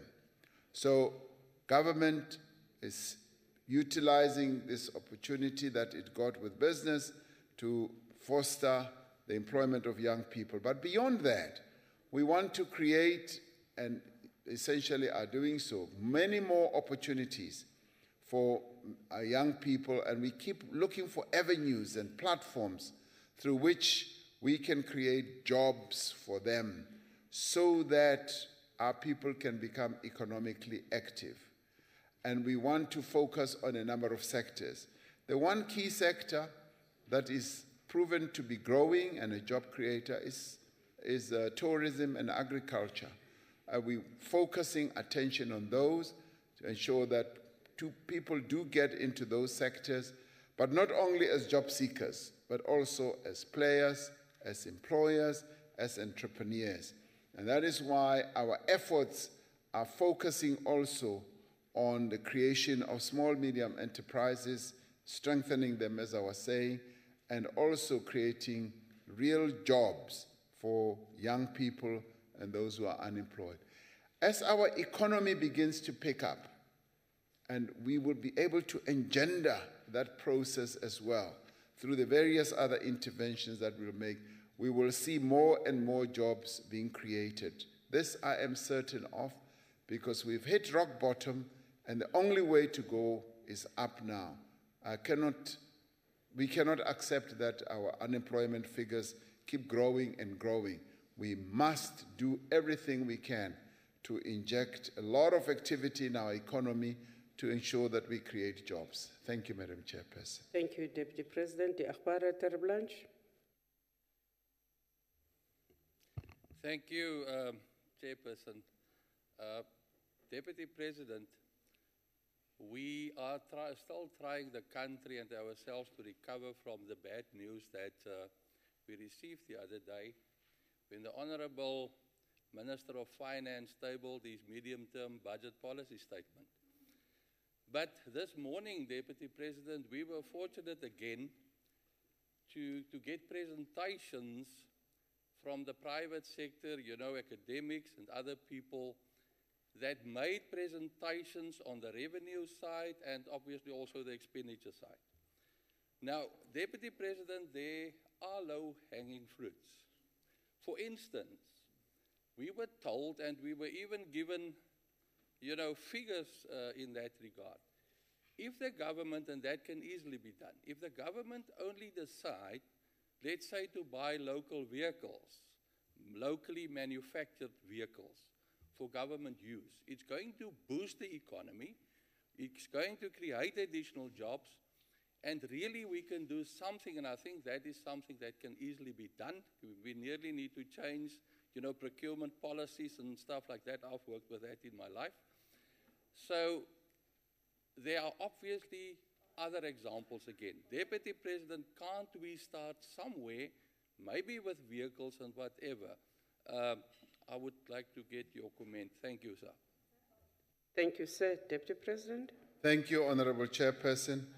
I could not agree more. And I think that as government, we should be buying and using locally made vehicles. That is what many other countries do. Government officials and government people utilize locally made vehicles and locally made goods. And I support that completely. Because if we were to do that, and given that government is the biggest procurer of goods and services, if we were to do that, it would begin to move the needle. I don't know to what extent it will move the needle, but it would certainly serve as a great demonstration to our people as a whole that buying local is lekker, and that is what we should be doing. Buy local because it creates jobs. Deputy President. Thank you. I have a point of order. You are on a point of order, ma'am. I just want to check with Deputy President that It's he a can. point of order.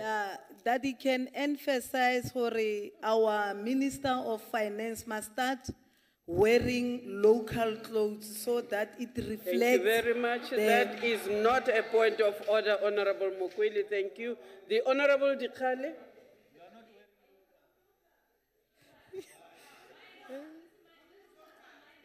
Order. Honorable Koni. Honorable Dikale, I am presiding. Address me. I bet tshwarelo. Ke a leboga modulasetulo. Order. Deputy President. Putshišo ye ya Honorable Ntebe ke putshišo e botse. Ene ke ya kwa le ka mokgwa le bontšhang gore le araba botse ka gona. E bontšha gore e tla re direla dipoelo tše di botse. Mara bjale bothata bo re ba le bjona. Ge le ya mola gana mola ga bolena Limpopo. Di-project tše di thomilwe, batho ba bontšha gore ba na le maikemišetšo, ba bereka, o reka ga tee. Go boelela, o humana gore ba sa bereka, e se taba gore ba tšwafa. Ke taba ya gore Eskom e ba dutše mo molale. Ba ba fa transformer, kgwedi e fela ba nyaka 30,000, ye le gore nga ba nayo. Ke a tseba gore ye e wela department ye nngwe. Mara bjale kgopelo ya ka ke gore na le ka kgona go dirang gore le thuše batho ba le ba modimo. Kara ba ba dumelele gore ba reke prepaid electricity.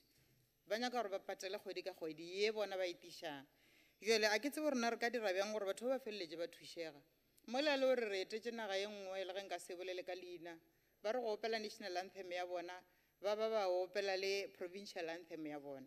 Ka mogare ga yona ba gatelela gore corruption e santše e eme, ba gatelela gore bogodu bo swantše bo eme. Nako nngwe ba re ba sa berekile, go sa se ba boela mašemong, ba humana gore batho ba letše ba utswa dilo tša bona. Jwale e feleletša e bontšha o ka re government a e bereke, mola le gore ya bereka. Re na le mathata a mabedi a.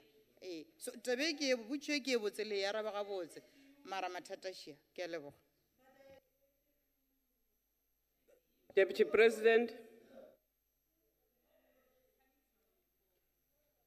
Deputy President, I think you got the gist of the interaction and the question. Ke kwele, Ukwile Mrele. ke kwele. On a point of order before the Deputy President, Honorable Koni, what is your point of order? Ma point of order ya ka ke gore o mongwe wa batho ba etlere ga le dutse mo o dutseng teng le bolo re bolelela or le re gopotsa jaaka maloko a EFF gore Honorable Koni potso e botsang e kgakala le kgang e go leng mo go yone ebile the way le tlhole lo kgalema ka teng e tlhole ka re ka nta le batho ba arabang dipotso gore potso ya rona se ka ba ya tsewa gotlhelele yana ke kopa gore hela ka o tlhole o dira jalo mo EFF o ire jalo le mo ANC ke a leboga mma Ke a leboga, Honorable Koni.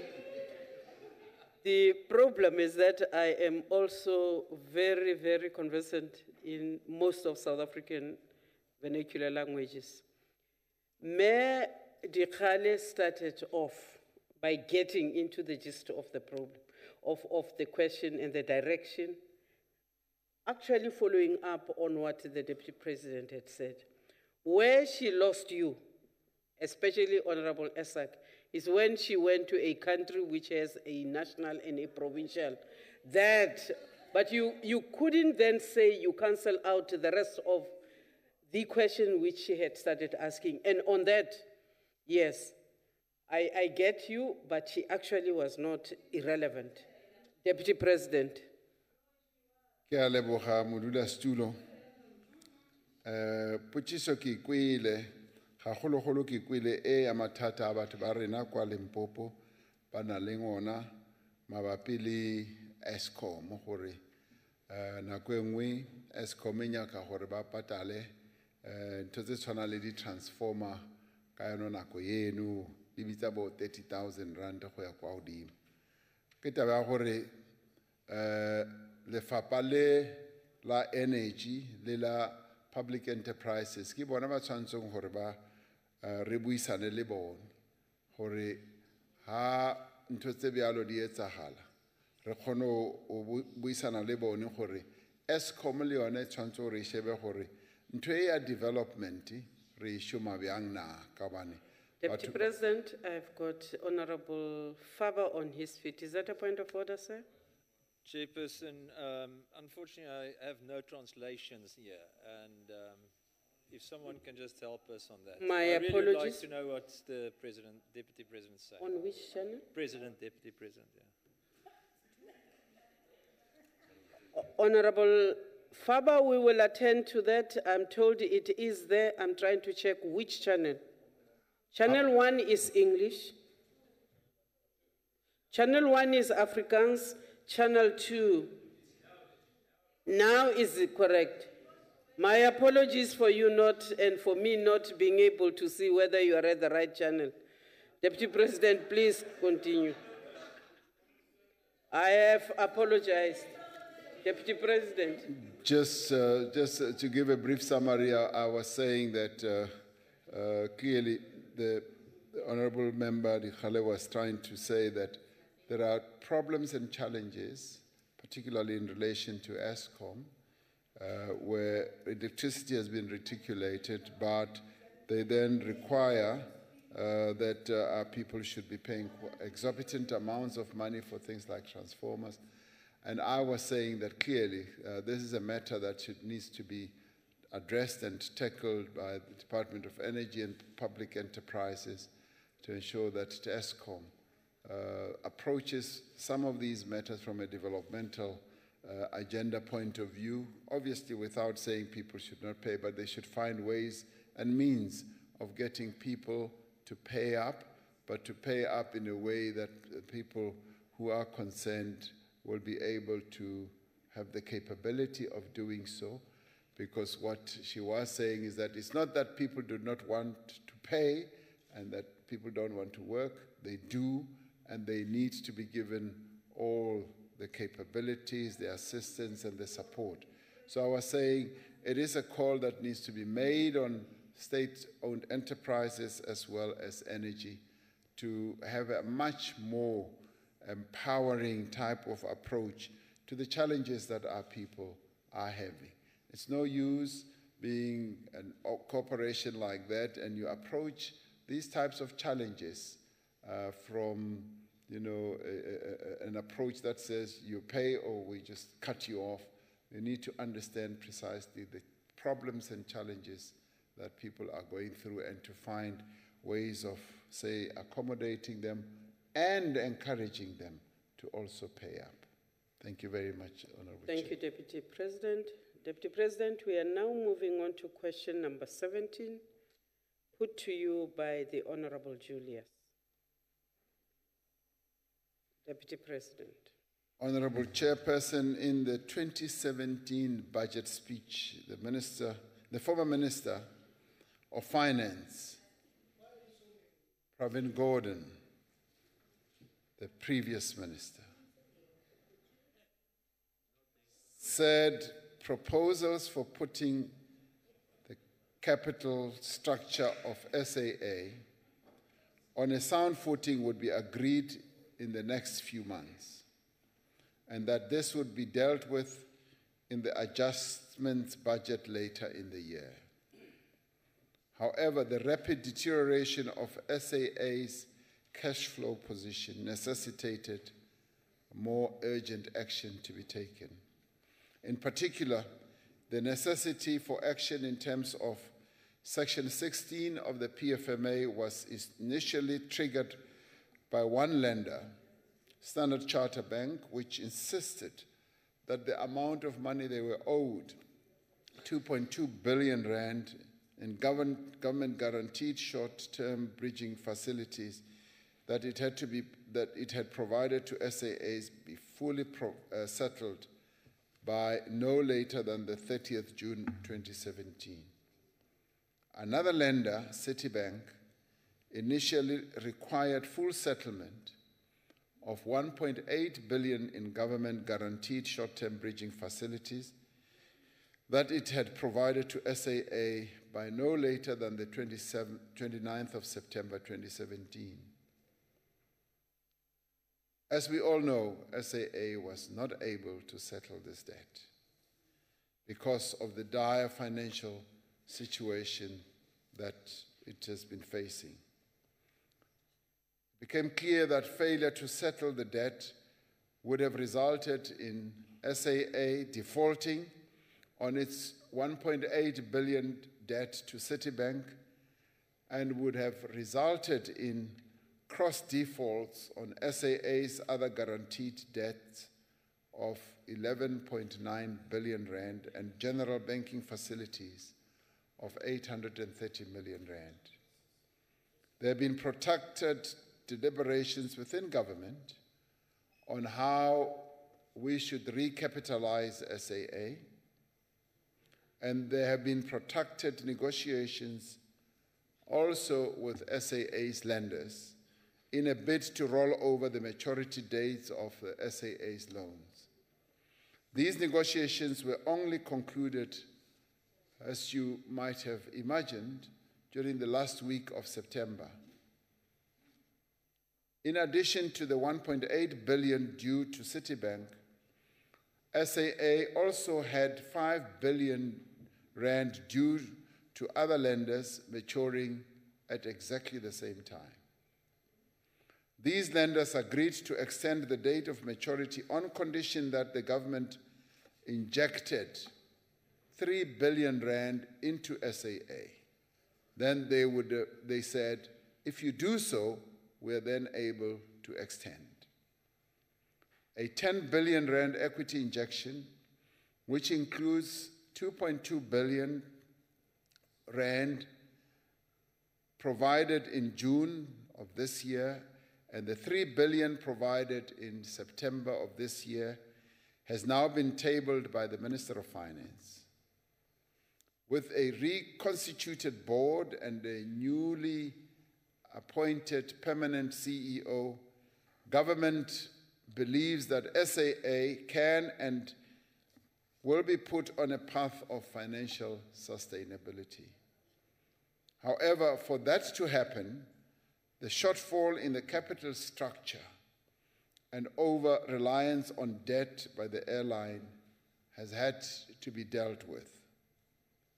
Now, these are challenges that this state-owned enterprise, South African Airways, has had to face. And as it is state-owned enterprise, it has had to be borne by our government, and the challenges have had to be addressed. Now, the pleasing thing is that the remedial actions that have had to be taken are now underway. A new board has been, the board has been reconstituted, a CEO has been appointed, and a clear plan to revitalize SAA is in place. And I would say that we should give that an opportunity for the new board and the new CEO to execute the plan, which will be closely monitored by the government as the shareholder on an oversight basis to make sure that SAA does indeed get out of the challenges that it is in right now.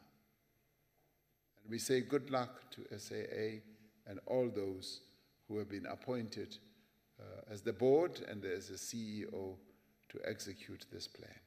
Thank you very much, Madam Chairperson. Thank you, Deputy President. The Honorable Julius.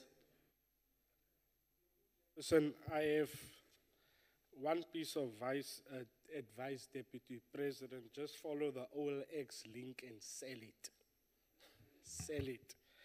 But, Deputy President, the section 16 that you mentioned, you know that it was triggered very late. Yet they knew way before that it will be done. So they sidestepped parliamentary processes in order to do that 3 billion bailout. But be that as it may, since you have been a deputy president, the government has given out 13.9 billion in handouts to SAA.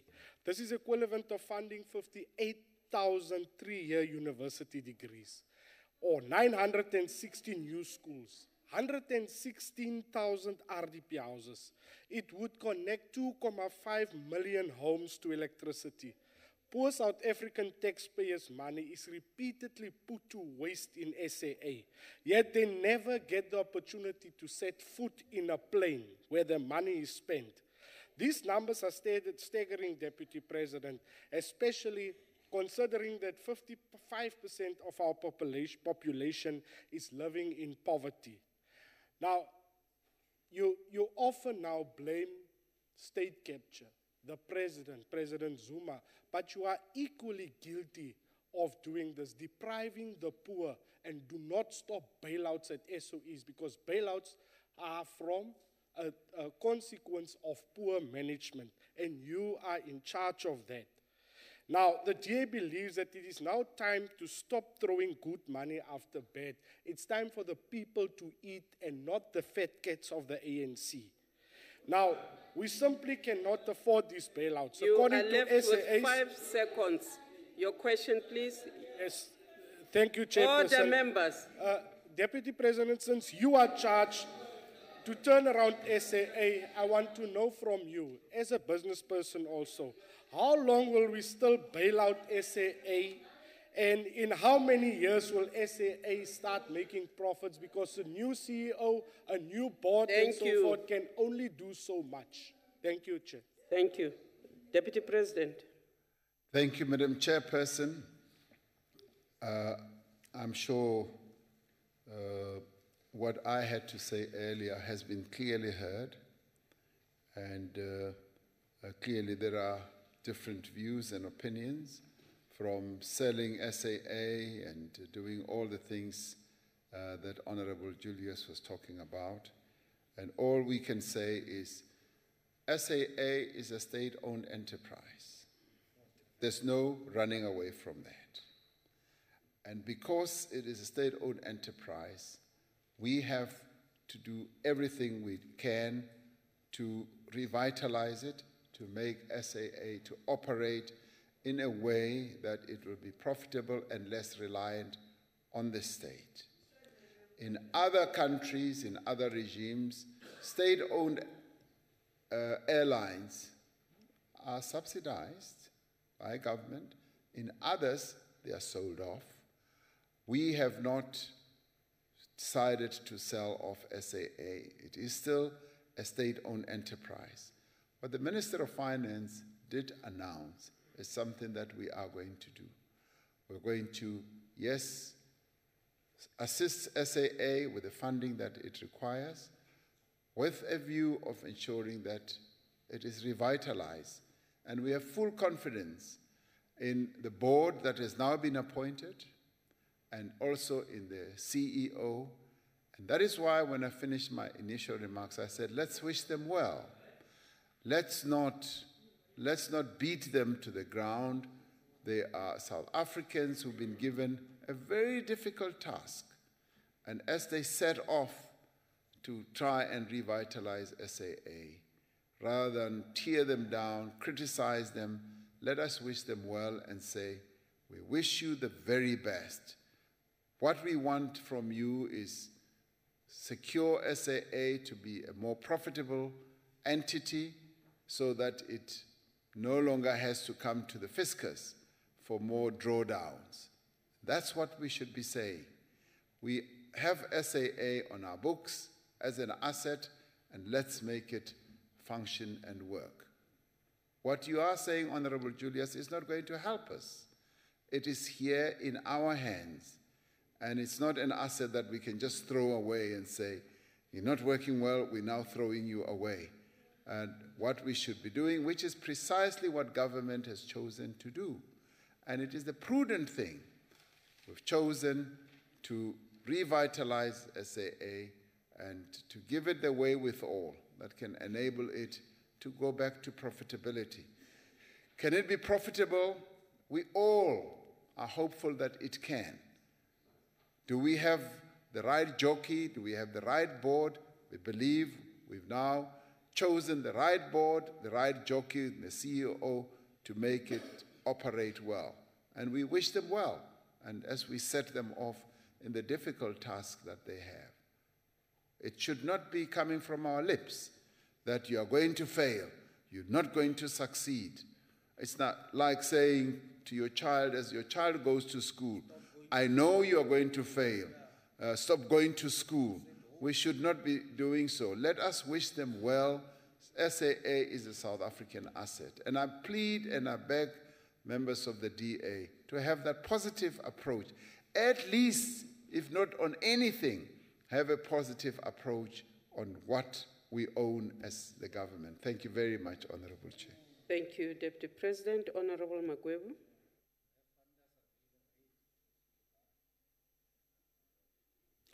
Thank you very much, Honorable Chair. Thank you very much, Honorable Chairperson. Deputy President, I am very positive, believe me. But let's speak the truth to power. You know, bailouts is not free money. We live in a country where, you know, there's high unemployment rate. More than 9 million people are unemployed. You know, these bailouts are simply the cause, and they are caused by corruption, procurement fraud, abuse of power. Therefore, the public protector has exposed this through the report that is the state capture. And in her findings, she has given us recommendations that there must be a commission of inquiry to look at these matters, and that the Chief Justice must appoint a judge, because Mr. Zuma is also implicated in this fraud that is in the SOEs and in government at large. Therefore, it will be wrong for Mr. Zuma to appoint the commission because he's implicated. Do you agree with me? And if not, why not? That it must be done in the manner the public protector has said. Then that's how we can deal with the SOE corruption and deal with all these matters. And therefore, these SOEs can be self-sustainable, and therefore they can, you know, fly. Otherwise, we'll be throwing money in a bottomless pit, and these bailouts will continue, because this bailout is not the first one. And I promise you, Deputy President, it won't be the last one until we deal with the state capture. That is the root cause. Until that is addressed, we are getting nowhere. Thank you. Honorable Magwebu. Order, members. Order. Order. Honorable Magwebu, you also know that you have pushed your luck to bring in other matters. Deputy President, I think that it would be prudent to confine ourselves to part of the questions. No. Sit down. I am ruling on this matter. I will deal with the memo. I'll give you a chance. Honorable Magwebu actually did put his question, which comes and is focused on the SAA. But then he embroidered a bit on the state capture and the public protector. That is the point I'm raising, the embroidery, which you are within your rights, I suspect, with the 2 minutes you have. Honorable Mpambo Shibogwana, you are on a point of order. What is the point of order, ma'am? Yes, ma'am. Lento ithethwa Honorable Mukweli i-racist inobuhlanga obuninzi uthi Honorable Mukweli kutheni kuqhwa abantu abamnyama kuphela kutheni kuqhwa abantu abamnyama Can you rule on the word please dumb? Honorable Koni Honorable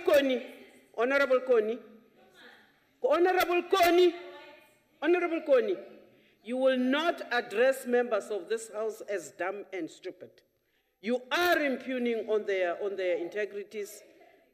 It is wrong. Please withdraw. I withdraw unconditionally, so. Thank you, but black people can never be racist. This woman must not be made. No. Don't do that gesture. Don't do that gesture. Honorable Koni, please take your seat, ma'am. What we will recognize is that you have withdrawn unreservedly, unconditionally. That is what we are recording, Deputy President. No, there is no standing up. We are continuing.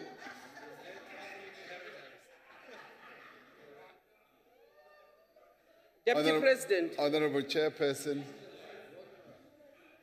the issue of SAA and indeed other state-owned enterprises, Honorable Member expresses, he says he is optimistic. Honorable Mukweli, what is the point of order? No, I understand you have made a ruling in terms Yes, of ma'am. me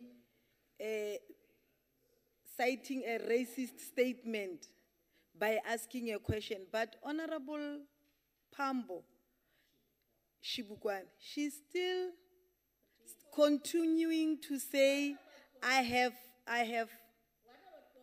I'm racist, and I want to make Honorable it clear members, to you. I will not have I am this not house. racist, ma'am. I will never be racist, but I will contest racist tendencies. That one I will do. Please I take will your seat, never ma'am. Let ever me shy rule. away, and I will never allow a black person to be abused by white racists.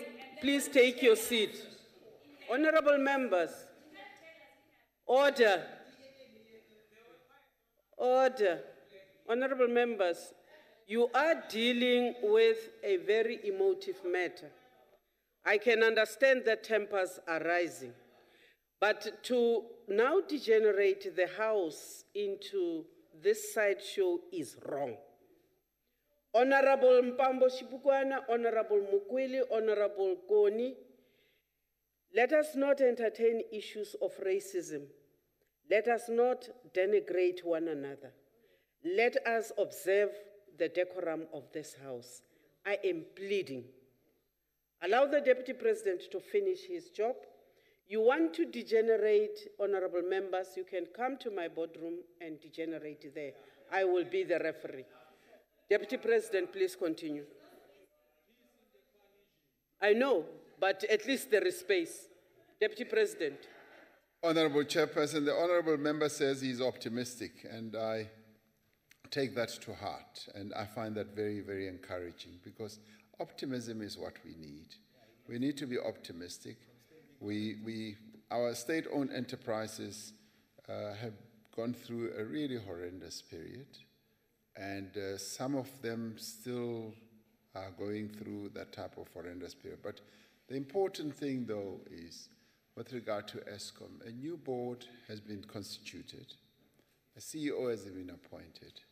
Much as the honorable member is saying that, procurement processes are being violated and money is being stolen, through these appointments, we're hoping that, and we expect, not even hoping, we expect that they are going to be working to the processes that have been set in place, the norms and the standards, and the corporate governance regulations and rules are going to obtain, and they are going to adhere to good procurement processes as well.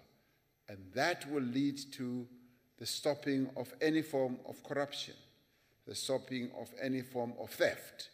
That is what we now expect. So with that in mind, we therefore should be optimistic like you are. So I join you in your optimism, because we expect that is what is now going to happen.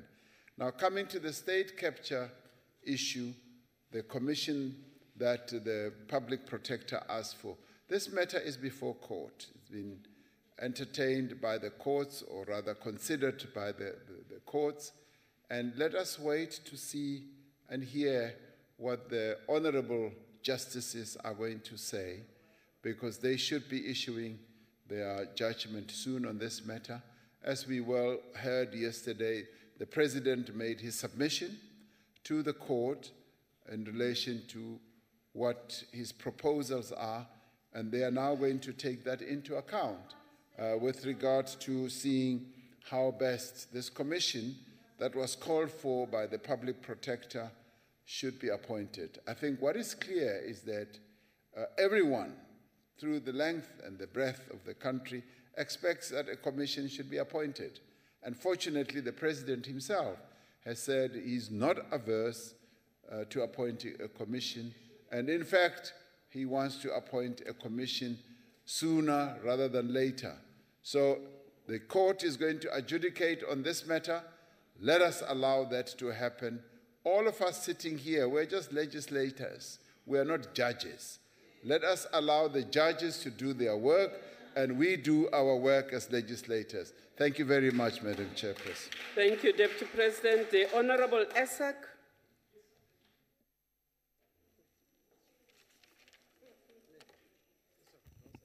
Chairperson, I got it here, yeah. Thank you for the opportunity. Chairperson, my question is a very simple one for the Deputy President. I got it right here. Chairperson, you know, regarding the boards in terms of all our parastatals and state-owned companies, now it is a fact, Honorable Deputy President, that these boards and CEOs that have been spearheading all these state-owned enterprises have turned out, obviously, not very successful in the long scheme of things. And as a successful businessman, or as a smart businessman, you would realize that it's not a very complicating one to figure out. So my question then to you, having come from a business background myself, Deputy President, would you, honestly, as a smart businessman, invest your hard-earned monies in SAA? Thank you, Chair. Deputy President. The Minister of Finance has said, and this is in line with the policies that we've adopted as the interministerial committee dealing with public or state-owned enterprises, with a view to implementing the Presidential Review Committee's report, has said that we need to be looking at how we can bring in strategic partners and players or equity players in some of our state-owned enterprises. And we have also said that SAA is a candidate for that. Now, what we have also said is that we need to reposition SAA to, having pumped or deployed this amount of money into SAA, having appointed a new board, having appointed a new CEO, we are confident that that will reposition SAA and make SAA become much more operationally efficient and finally leading to a level of profitability. There are players out there who are in this industry who would see great opportunity in investing in an airline like this. It's a big airline. It's a big airline, possibly the biggest on the African continent, and it has a lot of reach throughout the world, and it is a prized asset that needs to be revitalized. And if it is revitalized, it will be attractive to strategic investors, equity players, who will look at it and see great opportunity. Now, you say, would I invest my money in SAA? I'm no longer in business. And so if I was still in business, I would have possibly taken a view. But the view that one would take is to look at what does the future portend for this asset? What opportunities lie out there for this asset? Is it possible for it to grow? And what is happening in the industry? Now, players, business people who are in that sector would be able to take a view very quickly and see how that sector's future from an economic or profitability point of view looks. And as we talk now, there are quite a number of players who believe that the airline industry, particularly where SAA is playing now, can be profitable because SAA it's got a domestic market and it's also got a long-haul market, and it's one of the airlines that are big enough and have good aircraft and good pilots and good staff and very safe that can keep hauling tourists and foreigners to our shores. So I think we need to look at SAA from that point of view of the potential, and I think astute business people could possibly see a great attraction to an SAA. So I never was an aviation type of investor, so I wouldn't know. But I think there's a great attraction to SAA as an asset class. Thank you very much. Thank you, Deputy President. The Honorable Munakedi. Thank you very much, Chairperson. And thanks to the Deputy President for the responses, and in particular for the interventions that you as government has made to make sure that South African Airways, our national pride, is indeed saved. My question is, what will be the implications for failure by government to intervene in the manner you have done, to intervene in terms of the plans that you have, especially with additional recapitalization? What will be implications if government was to fold its arms and do nothing? Thank you. Thank you, sir. Deputy President. If government were to fold its arms and allow SAA to fail, it would be a real catastrophe, not only for SAA, but for our economy as well, because SAA has, its debt is guaranteed by government. Now, if SAA were to default, that defaulting will run right across the other guarantees that government has given, not only to SAA, to Transnet, to Eskom, to PRASA, to a number of other government-owned entities, because government in the end is the guarantor of last resort for the debt that is carried by a number of state-owned enterprises. So South Africa Inc. would then be at great risk, because when they call on that loan and SAA is not able to pay, it runs right across a number of other entities, and we would therefore at one go be expected to pay up.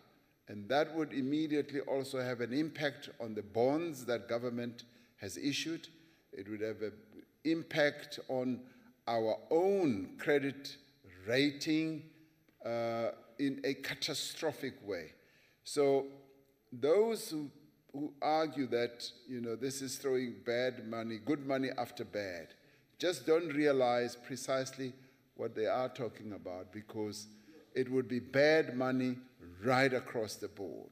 So this is one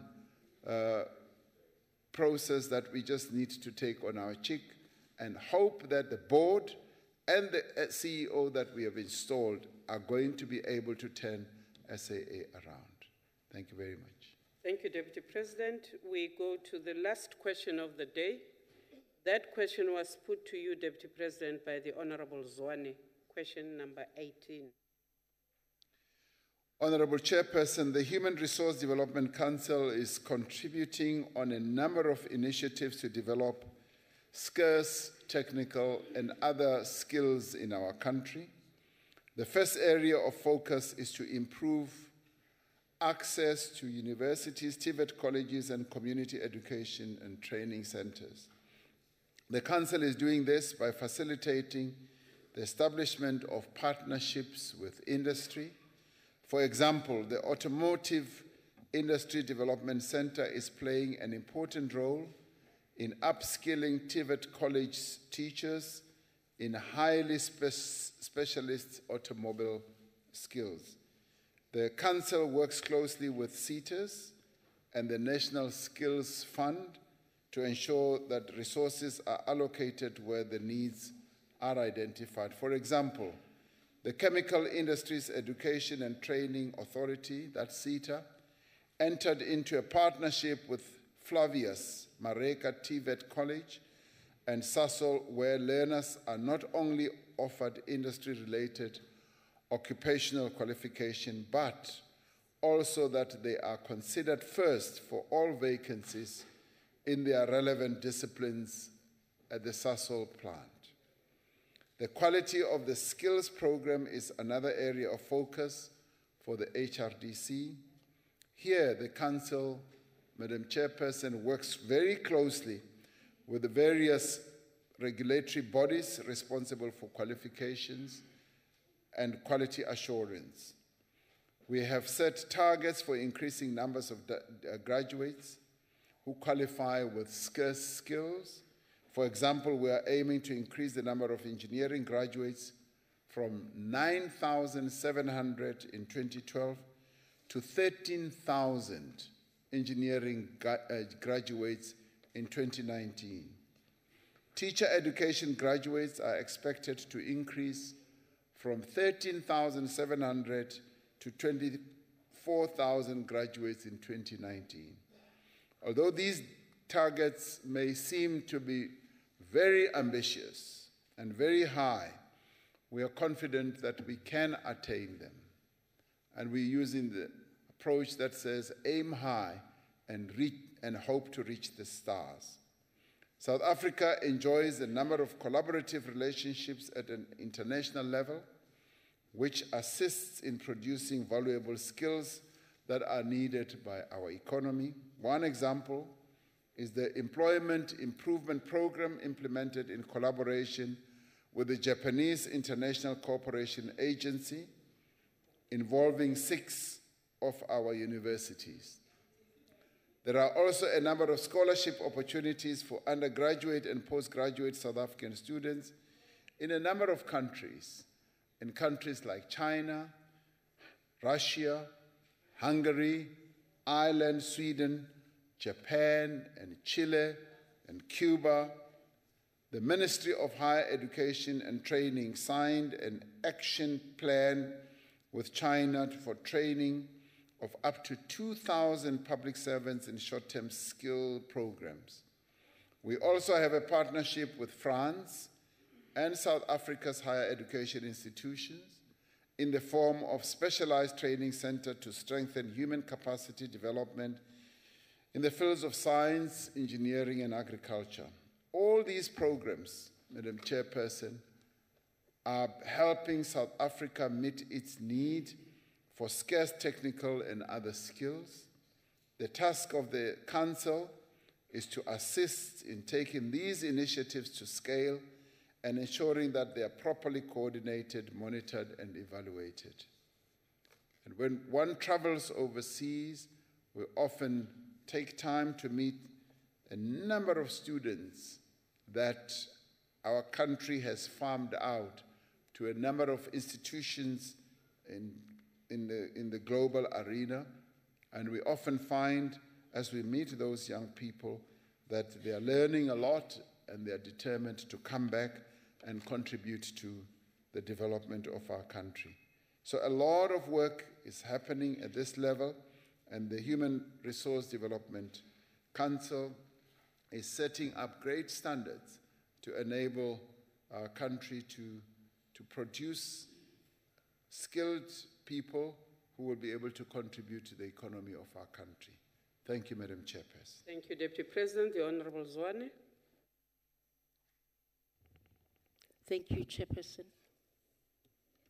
Your Excellency, Deputy President, thank you for the response. It was quite comprehensive and informative. Nonetheless, one would like to make a follow-up because we all agree that South Africa is a developmental state. We need skilled and capable workforce to support inclusive growth or inclusive economic growth.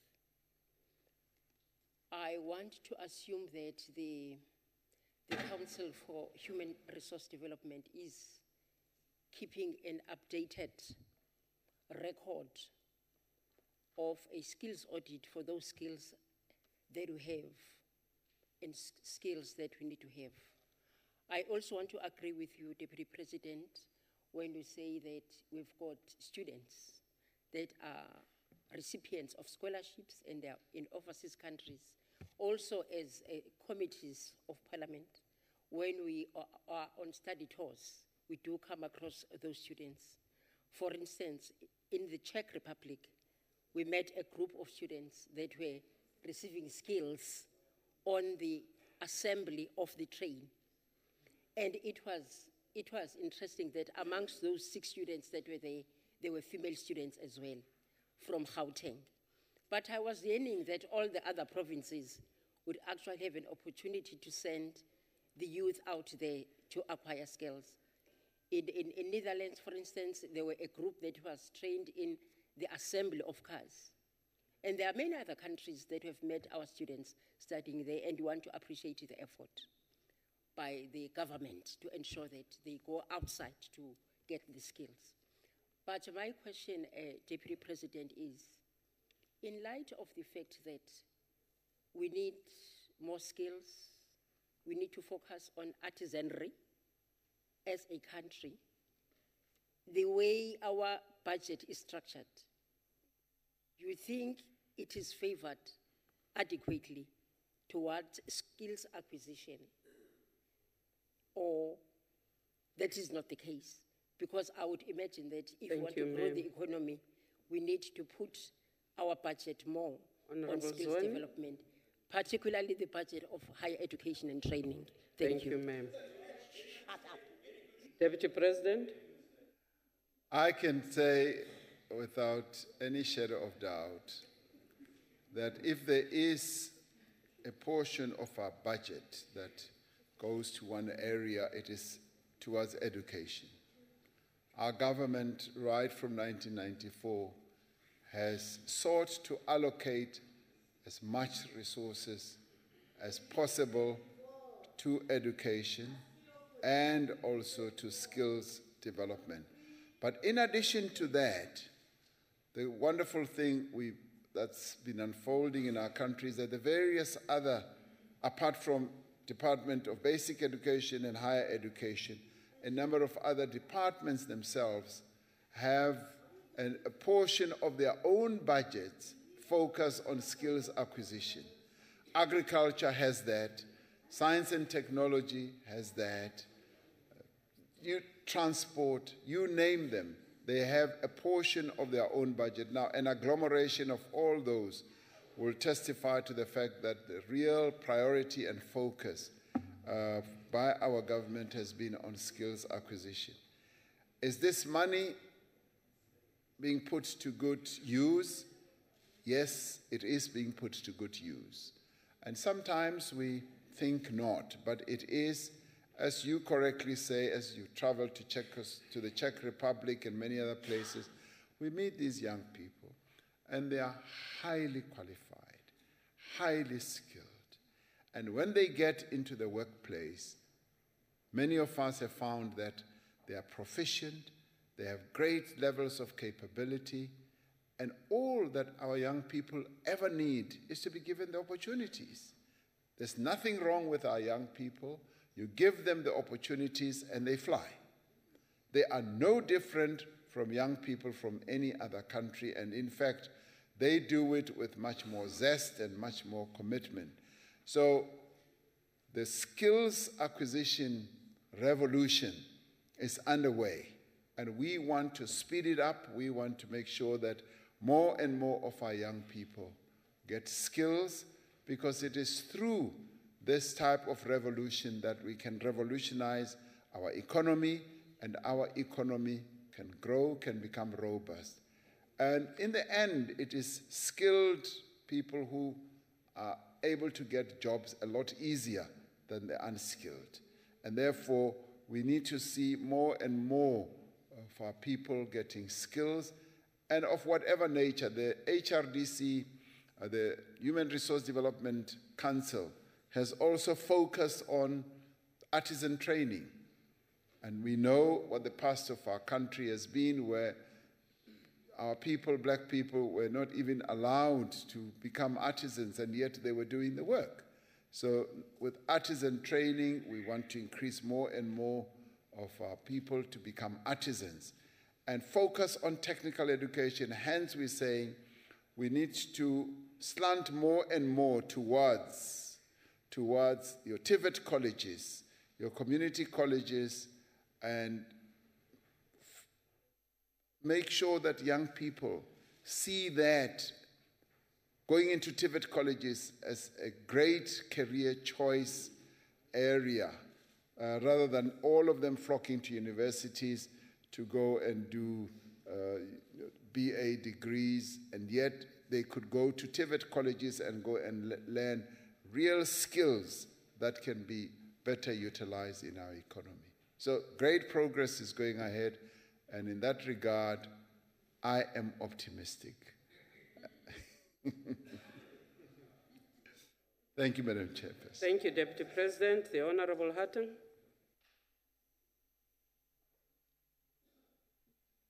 Thank you. Thank you, Honorable Chair. Yes, the Deputy President used strong words, actually loaded words, words such as skills revolution. It appears that the Deputy President is actually passionate about this. And in an economy such as ours, which at this stage is rather stale, but if it becomes dynamic once again, there are facets of our economy, like where special scarce skills are needed, like SALT, the South African Large Telescope, and desalinization, which is now very topical. My question is, Honourable Deputy, Honourable Chair, can you perhaps... Honourable Mukweli, you are drowning out the speaker. The red ants here, who are You are infringing... protected, Honourable Hatton. Thank you, Honourable Chair. What, in an economy such as ours, what interventions are implemented by the HRDC or the structure to align the demand for specific skills which, if not addressed, may be constraining growth and investment with the supply of these skills? Now, obviously, if it's going in the wrong direction, we are, like you referred to, a specific university degree, while the demand may be for something else. Now, these interventions then to address the scarcity of these skills, how successful are these interventions, and what can we say is a typical time span from the identification of the scarcity of these skills, the demand for it, and then to sufficiently realign to supply these scarce skills? Deputy President. Thank you, Madam Chairperson. Order, members. Order.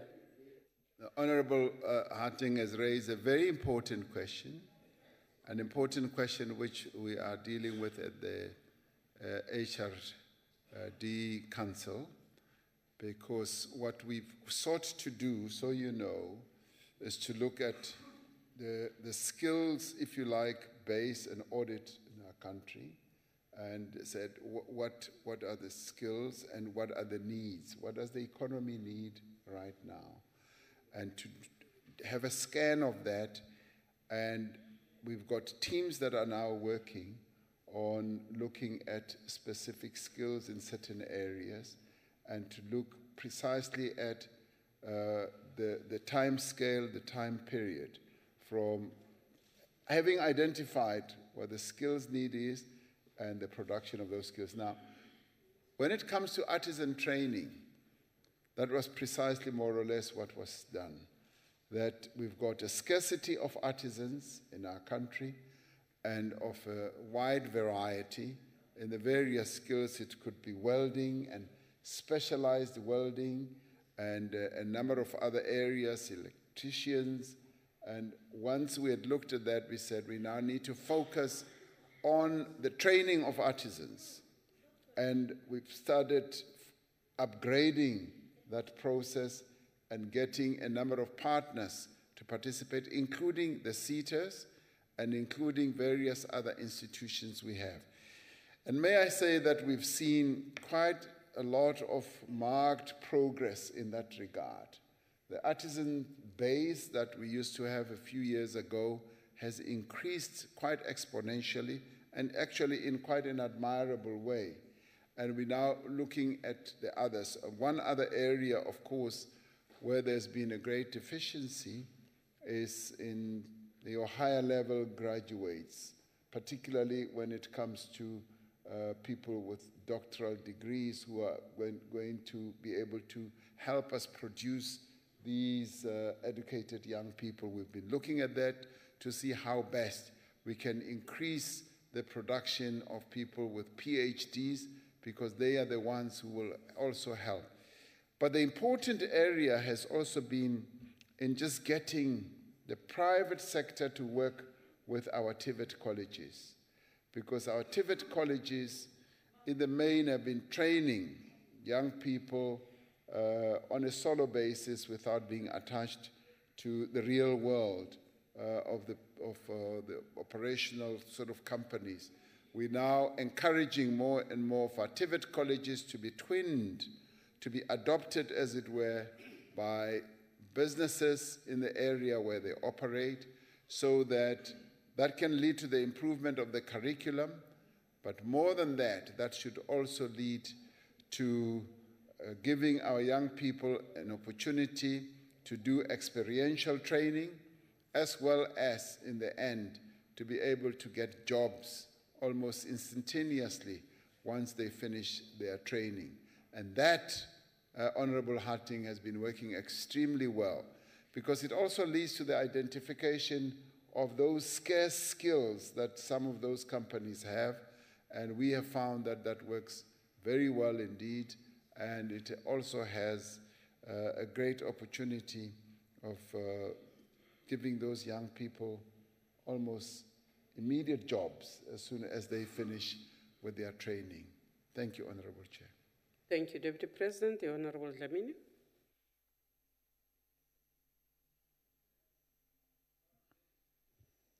Thank you very much, Honorable Chair, and His Excellency, the Deputy President. I appreciate your response, especially on the TVET colleges and community colleges. Honorable Chair, if we are to meet the objectives of the National Development Plan, we need to have a skill space that is equal to the tasks to perform, so that we're able to meet our objective.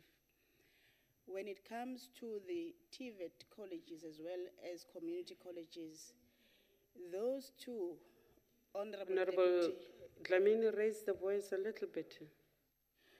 If we speak to the TVET colleges as well as the community colleges, those two, Deputy President, are grossly underfunded. We've been there as a committee to do oversight in terms of the facilities and also in terms of the human resource that is there. One will suggest that we invest more to that so that we can produce skills within. I think we have enough colleges to do that. What is lacking is the funding, and it's beyond the Department of Higher Education. It needs your intervention at your level to interact with the National Treasury. Honorable Chair, I want to conclude by condemning what happened on Monday and say I have observed with interest that none of the DA members had said anything about that. I would like to challenge them to say whether they support what was done in terms of the Black Monday or they don't. Because some of us who are still sitting with the wounds here of the apartheid, they must say if they support it or not. But it was very bad, I must say. Thank you. Honorable Dlamini, I am not going to put that to the members of the DA. I think that my sentiments in the House have been very clear. I have said that this House must work towards uniting South Africans. No. This House is not, honorable members, going to add to the pain in the street. This House is going to give direction towards a South Africa we all want to live in. Deputy President. Thank you, Madam Chairperson. I couldn't agree more that one of the key challenges we have is the funding of higher education, particularly at the TVET college level. If we are to produce more skilled young South Africans, we need to pay more attention to the funding of those colleges. There is a great need to increase that, and I have listened to Honorable Dlamini there and say, yes, I agree, we need to find sources of funding for those colleges, because it is when we have increased the funding that we can make those colleges much more attractive, and that is when we can also expect the private sector to partner with those colleges, work with them, adopt them, improve their curricula, and they will then be able to open their doors much more easily to young people to go and get the skills, because it's almost been said by many that, and particularly the people who work in those TVET colleges, that young people who come into the TVET colleges and where there's a partnership with the private sector, those young people are able to get jobs a lot easier than colleges that just operate on their own. So we want to encourage those partnerships. At the same time, we do need to find sources of funding for those colleges. They should be improved. They should attract good lecturers and teachers who will be able to dispense a high quality of education and skills to the young people there. So I agree with the honorable member very, very strongly there. Thank you, Madam Chairperson. Thank you, Deputy President. The Honorable Matebula.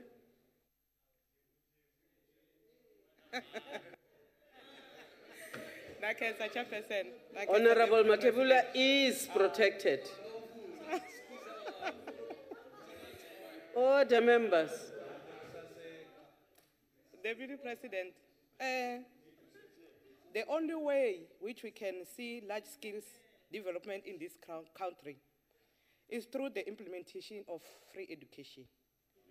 What is the Deputy President's position on the free education and his understanding on decolonized education?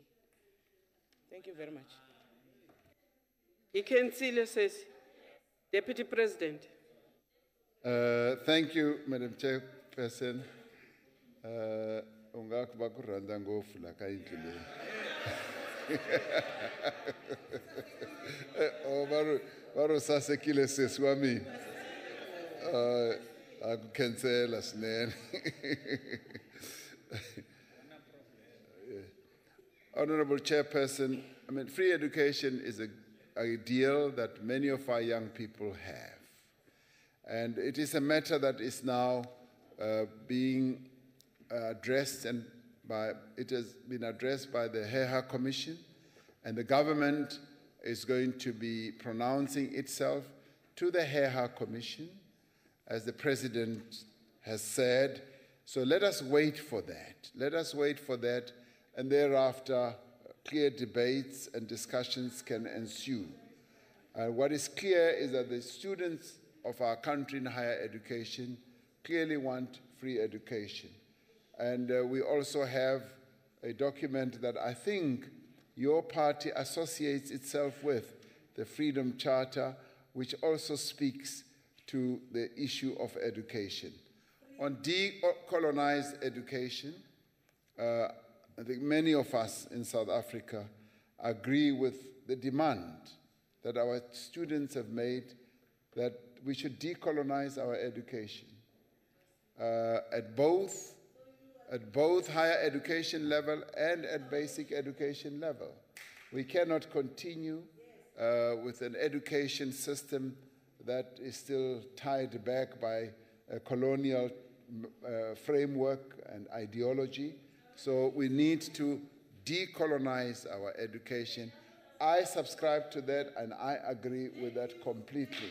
So decolonized education is the way to go, and we need to have an education curriculum construct that responds to the life of our people and the history of our people, and indeed the culture and the future of our people, of this country, and without having that poisoned by our colonial past.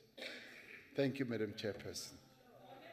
Thank you very much, Deputy President. That was your last supplementary on the last question for today. Thank you very much, Madam Chairperson. Thank you. Thank you. Thank you.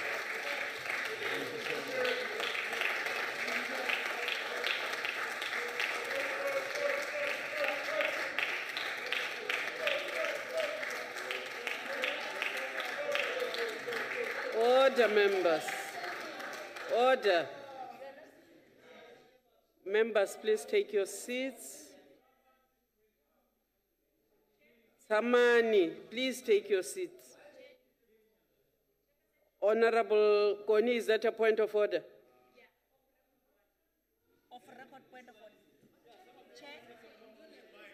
Order. Order. Check. Ke kopa re tlhokomele.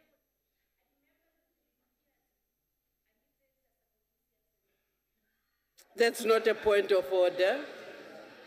Honorable members, order, members. I wish to take this opportunity, order.